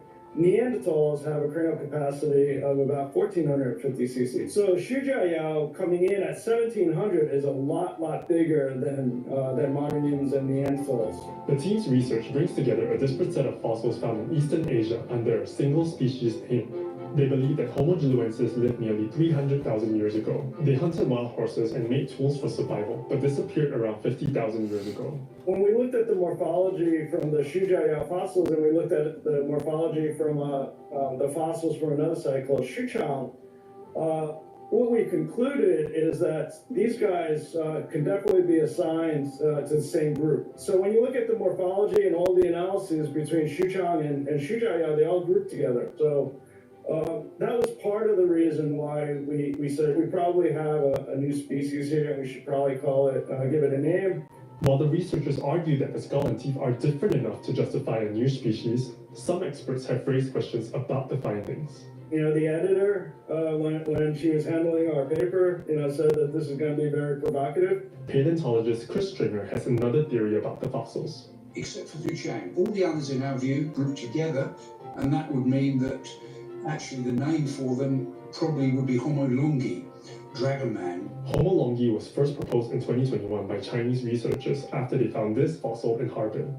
So in our view, Juluensis would be incorporated into, most of the fossils would be incorporated into Homo longi except for Xuchang. But there's still a lot of work to be done to better define the differences. Now, because for Homo juliensis, we don't have clear evidence of distinct behaviour in that group. That work still has to be done to really untie much of the behavioural evidence behind this Chinese fossil record.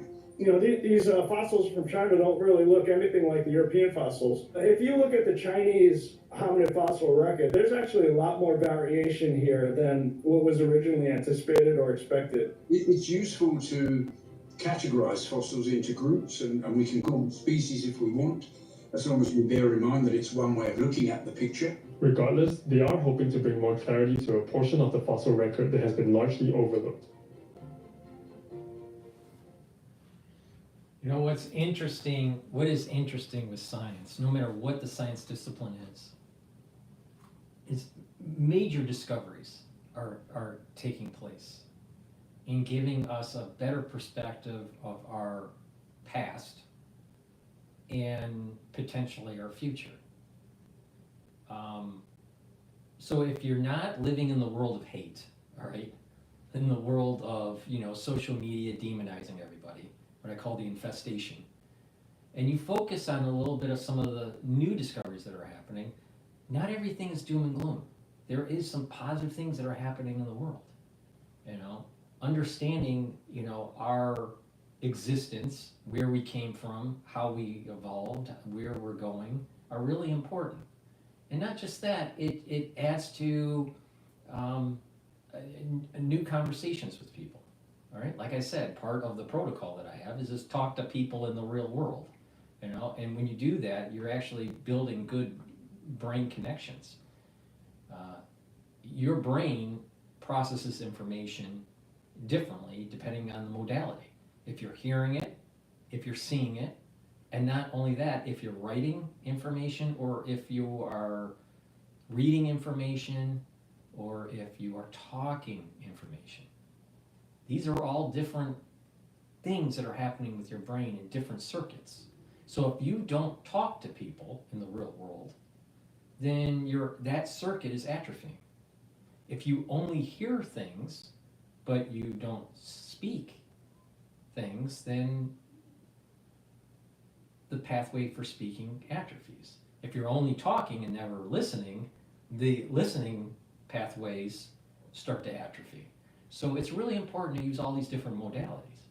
And you learn, but not only that, you actually are aging slower because you're activating these neural circuits. And by activating the neural circuits, you have positive neuroplasticity.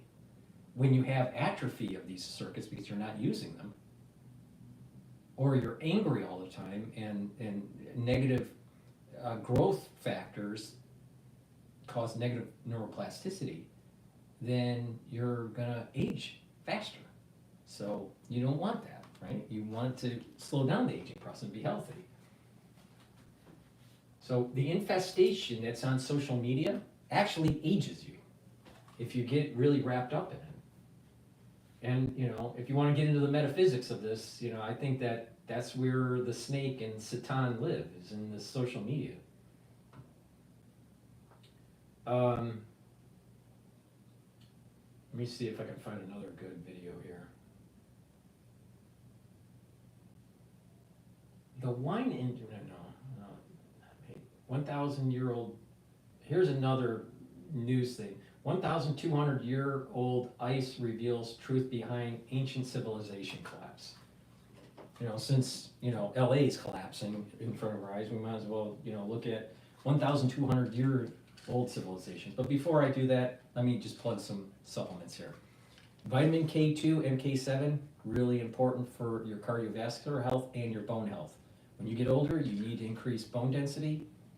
Taking vitamin K2 will help with that, but also K2, MK7 helps with your cardiovascular health. You stack this with D3, all right? K2, you stack with D3, they work together to help with improving your bone density and absorbing calcium. But D3 also is a gene expression cofactor. D3 helps with getting rid of cells that are infected that need to go into apoptosis. So when you take vitamin D3 during the cold season, now you know why. It helps. It helps to get rid of those cells that go into apoptosis. But stacking these together will help with bone density and help with your cardiovascular health. Now, with bone density, you got to do some resistance training, and people don't realize that your cell, your matrix for your bones remodel. All right, but when you're not bringing in enough calcium and you're not putting enough stress on the bones through working out, what will happen is that over time your bone density starts to decline. There's two main cells that you need to be knowledgeable about: osteoblasts and osteoclasts. Osteoblasts deposit bone. Osteoclast eats bone. When you get older and you don't have the stress factors on the bone and you're not bringing in the calcium, the osteoclast will eat the bone and your bone density will go down over time. Your bone remodels, depending on the person, anywhere from 5 to about 7 years. So there's these big remodelings that take place. So building up bone density takes time, but doing resistance training and taking K2, MK7, right, taking the K2, doing the resistance training, taking in calcium, either naturally or through a supplement, and taking D3, doing all that together with the resistance training will over time increase bone density. But you got to realize that you got to do it on a regular basis in the gym, do the resistance training, all right? And after a 5-year period, you'll actually notice that you have increased your bone density. You're not going to increase your bone density right away. It takes time to actually see it really improve, right? You can do these bone scans and you do it 5 years later or 7 years later after you get a baseline, and you'll notice that your bone density has increased. But it takes time to do this. If you don't, and you carry this into your geriatric years, it's harder to increase the bone density because there's so much of the osteoclasts that have eaten up the bone. So it's really important. The earlier, the better in following a protocol to slow down the aging process. Now, in terms of cardiovascular health, nattokinase is also very good to take. It's something that I've added to my stack. It helps to break up clots, it's fibrinolytic, but it also helps to bring down LDL levels and increase your HDL levels, so it helps with your total cholesterol. It's synergistic with D3 and vitamin K2, MK7. So you take these together as a stack, and you're really improving your cardiovascular health. And like I said before, the K2 and the D3 really help with your bone density. So those are two great ways to improve your health, cardiovascular and bone density. So please go to my store, the-studio-reykjavik.com, get the nattokinase, the D3, and the K2. All right, let's go to this Ice Age civilization. Just cut some veggies. In the air outside. If we walked outside right now, we'd be able to tell that it was cloudy. We would be able to tell that it was cool and that there wasn't a great deal of wind. But we wouldn't know about the greenhouse gas content. We wouldn't know if it was stormy out in the oceans. We wouldn't be able to tell as richly what we can tell from the ice core record going back through time. And that's a pretty odd thought when you think about it. We've captured something that's almost better at telling us about the past than we're able to tell by going out sniffing the air outside.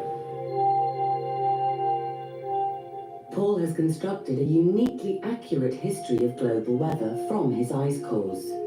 When he heard about Dick's drought theory, he decided to check his cores for the 9th century. Would he be able to find any evidence of dramatic climate change in the Northern Hemisphere? First thing that we looked at was our record of ammonium. And ammonium is a chemical that gets up into the atmosphere, which tell us whether or not there was a lot of vegetation in the northern hemisphere. If there's a lot of vegetation, one assumes it was probably warm and wet. Low amounts, that it was probably drought conditions, that there weren't a lot of plants, the soils had probably dried up. And when he looked at the ice that was 1,200 years old, he was astonished. We found that there was a tremendous drop in ammonium. They, in fact, had probably not experienced a drought like this going back 2, maybe 3,000 years. So the ice cores confirmed Dick's hunch. At exactly the time of the Maya collapse, it was dry and cold across the northern hemisphere.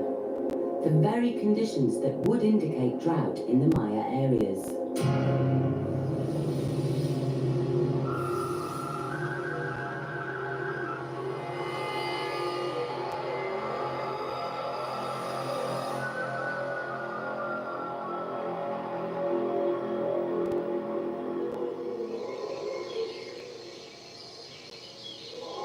But archaeologists remained unconvinced. If there had been such a severe drought, why was there no record of it in the Maya's own chronicles? The Maya carvings tell of great battles, of ruling dynasties and all-powerful gods. But on drought, they are silent.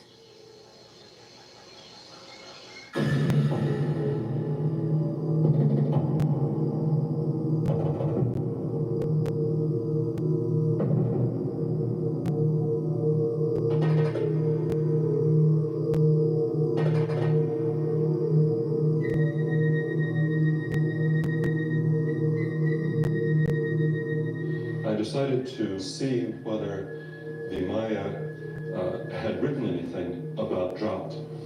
We don't find anything on their monuments and buildings, but I thought that if drought were a regular part of Maya life, that they must have written about it somewhere. Then he had a stroke of luck.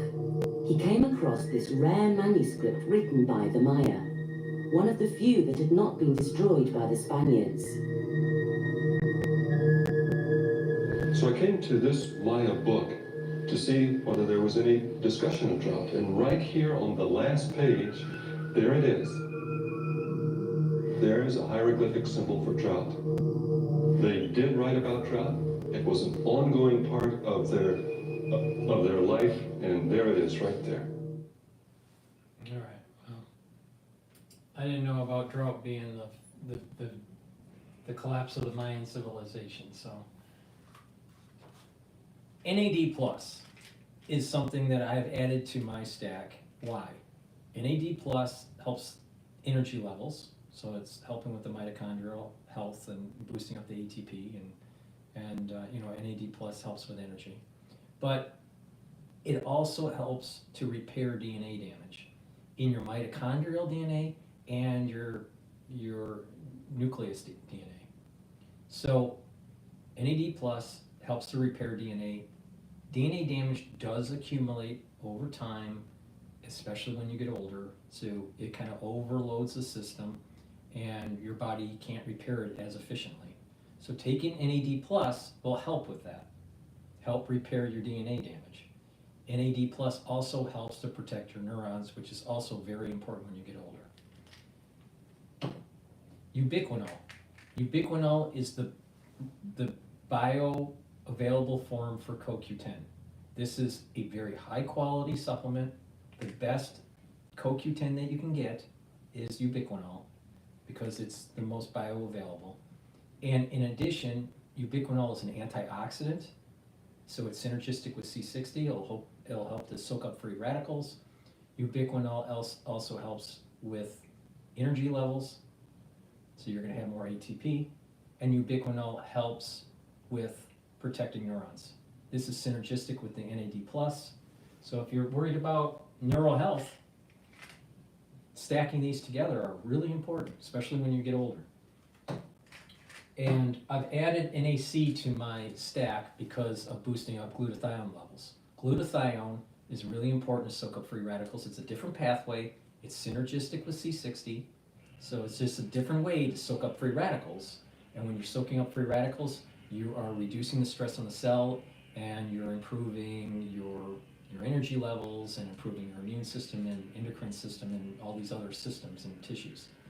NAC also helps to reduce anxiety and reduce individuals that are constantly in a sympathetic activation of their nervous system. All right? You want to be in parasympathetic. There's two types of systems in your body in terms of neurons. You have the sympathetic, where it's the fight or flight response, and then the parasympathetic, rest and digest. So if you're calm, you're in a parasympathetic state. If you're all worried, you're in a sympathetic state. So you want to stay out of the sympathetic state in most cases. So NAC will help with that, reduce anxiety. NAC boosts up the glutathione levels, and NAC helps to detoxify the liver and the kidney, especially if you take acetaminophen. So please, go to my store, the-studio-reykjavik.com, get the NAC, get the ubiquinol, which is the best bioavailable CoQ10 that you can purchase, and NAD, and repair the DNA damage. Boomer Boost, really important. It has lots of nutrients. It helps with cardiovascular health. It helps with brain health. Helps with many things, many systems, right? There's a big scooper in here. You take a scooper a day. You mix it with like soft foods like hummus or yogurt. Some people mix it with milk. You can just make a smoothie. You know, if you do smoothies, mix it in your smoothie, or just mix it with filtered water. It's up to you. But take one scoop a day, and this is you'll have the ingredients that you need. It has a gigantic profile of nutrients in it. And this coupled with the barley, if you mix it with the barley, you can use it as a meal. So you can use it for your breakfast or your lunch. So people will notice that they lose weight when they take this. So this is a great way to improve your heart health, improve your brain health, improve your immune system, and have the nutrients to really fuel your body. If you work out, if you're an athlete, taking Boomer Boost is a great way to fuel your workout and for recovery, right? But if you're not an athlete, you can take this, and it's a great way it's a superfood, right? And so it's a great way to fuel your body and to lose weight, because it's going to be a meal for you. It's going to be like, let's say, breakfast or lunch, right? Is a great way to do it. Now, people that couple it with the barley, if you take, and I'll talk about it later, if you take the Gladiator barley with the Boomer Boost, you'll also be able to control your A1C levels. So you're able to control your control diabetes, all right, and reduce the chances of developing diabetes. So this is a very powerful, great way to get healthy. So please go to my store, the-studio-reykjavik.com. It's the-studio-reykjavik.com, and get the Boomer Boost. It's a powder. You mix it with your food or with filtered water or even with milk. Some people mix it with milk. But it's a great way to get healthy. Helps with your heart, helps with your brain, helps with your immune system. It fuels your body. It's a great way to lose weight too. All right. And then I have the Heirloom. Now there's two barleys that I have. I have the Heirloom barley. This is a protein. You can mix it with your Boomer Boost or just take it separately. This helps to detoxify your body, reduce inflammation, and soak up free radicals using superoxide dismutase. Very high quality barley, very dense barley. This is because it's heirloom. The stuff that let's say barley that you buy at Whole Foods isn't going to be as energy dense as this. So this is also a superfood. You mix it with the Boomer Boost if you want, and that's a great way as a meal. And again, you mix it, it's a powder. You just take small scoops. You use small scoops for this. For the Boomer Boost, it's a large scoop. And so the heirloom barley is really for the detoxification, reduce inflammation, and soak up those free radicals. Now with the Gladiator barley, This is to help with building up strength. So it's great for people that work out or people that are older that want to maintain muscle and maintain their strength. It reduces inflammation and soaks up those free radicals with superoxide dismutase. When you mix the Gladiator with the Boomer Boost, this is a great way to fuel your body if you work out, all right, and you want to increase your strength. If you're older and you're not, really into, as an athlete or anything, you will get benefits from this by maintaining muscle mass, adding strength, especially if you do a little bit of resistance training. And this is a superfood, all right? You mix this. You got a big scooper in the Boomer Boost, little scoops of barley, because it's high density. You mix them together and boom, it's a meal. It's your lunch or your breakfast, and you'll lose weight and you'll control your A1C levels. So you can buy them separately, or you can buy them together in a longevity boost box. I've discounted the longevity boost box, so it's cheaper, right? You can also put additional discount 5 on that, or you can buy them separately if you just want to take the Gladiator barley, or just take the heirloom barley or the boost individually. But in the longevity boost box, you get the boost, the Boomer Boost, and your choice of barley, either Gladiator if you want to increase the fitness levels, your strength, and control your A1C, or if you want to detoxify your body, you get the heirloom barley. Those are great ways to improve your health. So please go to my store, the-studio-reykjavik.com. If you have questions, in the contact us section of my website, you can just send an email through that message system on my website, and I'll be able to see your questions. Now, I want to go to the California fires and see what's going on there. This Friday, Den of Thieves 2 is worth the wait.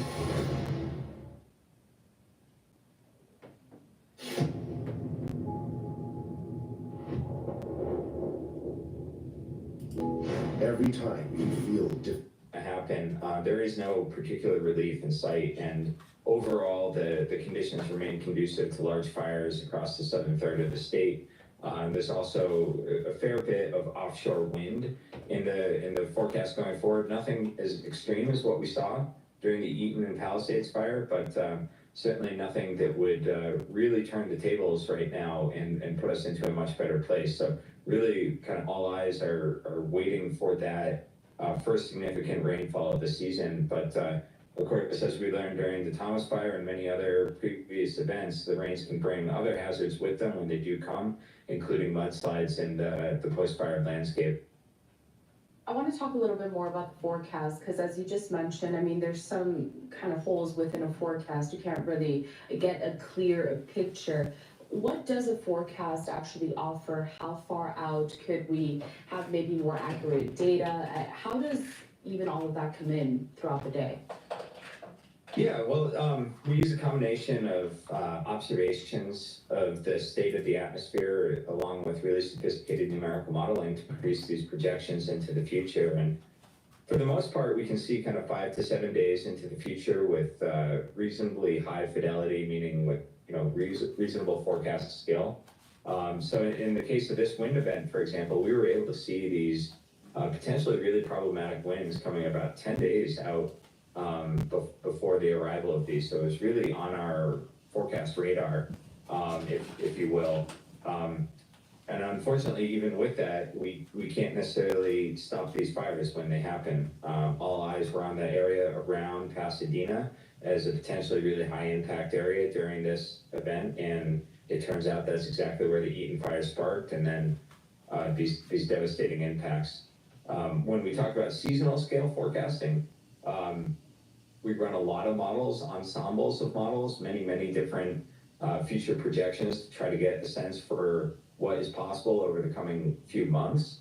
And there is some skill there that can tell us whether we expect drier or wetter conditions. And for the most part, we're in the kind of drier conditions part of the spectrum going forward. And certainly, though, just 1 or 2 events can really change that. So we'll really have to keep an eye on it moving forward. You mentioned there that, it could be impossible to stop a wildfire from even sparking, giving some of the conditions that just really foster that sort of environment. But with all the information that you're able to gather from these models, what are some practical solutions, or do you think about some of those practical solutions that can be put in place to potentially curb some of these devastating effects? Yeah, there's a lot of thought that goes into what we can do as a society to try to improve our resilience to events. I mean, fire is going to be and always has been part of the landscape in California. So we can't really envision a future where fire is not part of the equation. Fuel management plays a big role, especially adjacent to communities. The chaparral around the LA basin poses some particular challenges. We can't really use prescribed fire there in the same way that you might in other locations. But yeah, so defensible space around homes and home hardening, I think, is a really vital part of this equation, especially for fires like these, where the fuel stops being the vegetation, but actually becomes the houses themselves. So whether it's in the Altadena area or the Pacific Palisades area, you can see that really a lot of the spread is from one house to the next house, with embers coming from the first house that ignites and then igniting the next house, and it's a chain reaction through the neighborhood. So building codes and building standards that allow us to be more resilient to these sorts of fires, as well as preventing the fires from entering that built environment in the first place, are all going to be parts of the solution. Neil, before I let you go, is there anything you feel you would like to add to this conversation? Maybe something we didn't touch on specifically that you think is important for anybody watching to know? Yeah, I think, again, unfortunately, a lot of these high-impact events, whether it was the Camp Fire in Northern California, the fires in Lahaina, the Marshall Fire in Boulder, Colorado, and now these fires in LA, are often driven by these downslope windstorms, where the winds are descending off the mountains. And unfortunately, we're able to see these things coming. And so I think that really the burden now is on making resilient infrastructure, resilient communities in the face of these sort of events. We've been able to identify when they're going to happen. So now we really have to work very hard as a society to make sure that we don't see these sort of devastating impacts. Neil LaRoe, Assistant Professor of Physics at University of Nevada, Reno. We appreciate your time here at Live Now from Fall. All right, and lastly, a great product that I have on my store is collagen peptides. All right, this is a powder.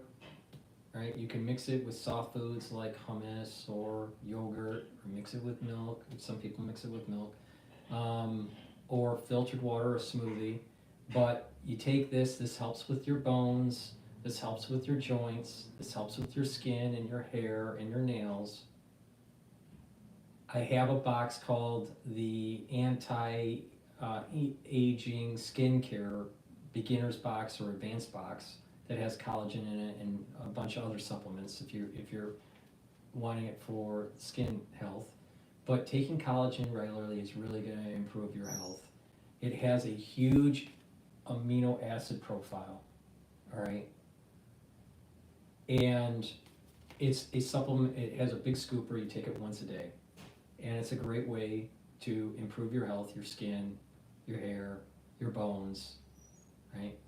But again, you can couple this with other things like C60, resveratrol, the structural nanosilver gel, and the vitamin C, and you're going to actually improve your skin by doing that. And I have a skincare box in the anti-aging box section, but you can take it separately too. People take it separately. But people need to realize that you can improve your skin by taking the vitamin C, drinking filtered water, about 32 ounces to 64 ounces a day. Make sure it's filtered water. Taking the vitamin C and taking the collagen, they'll cross-link and improve the skin, especially in the dermal layer.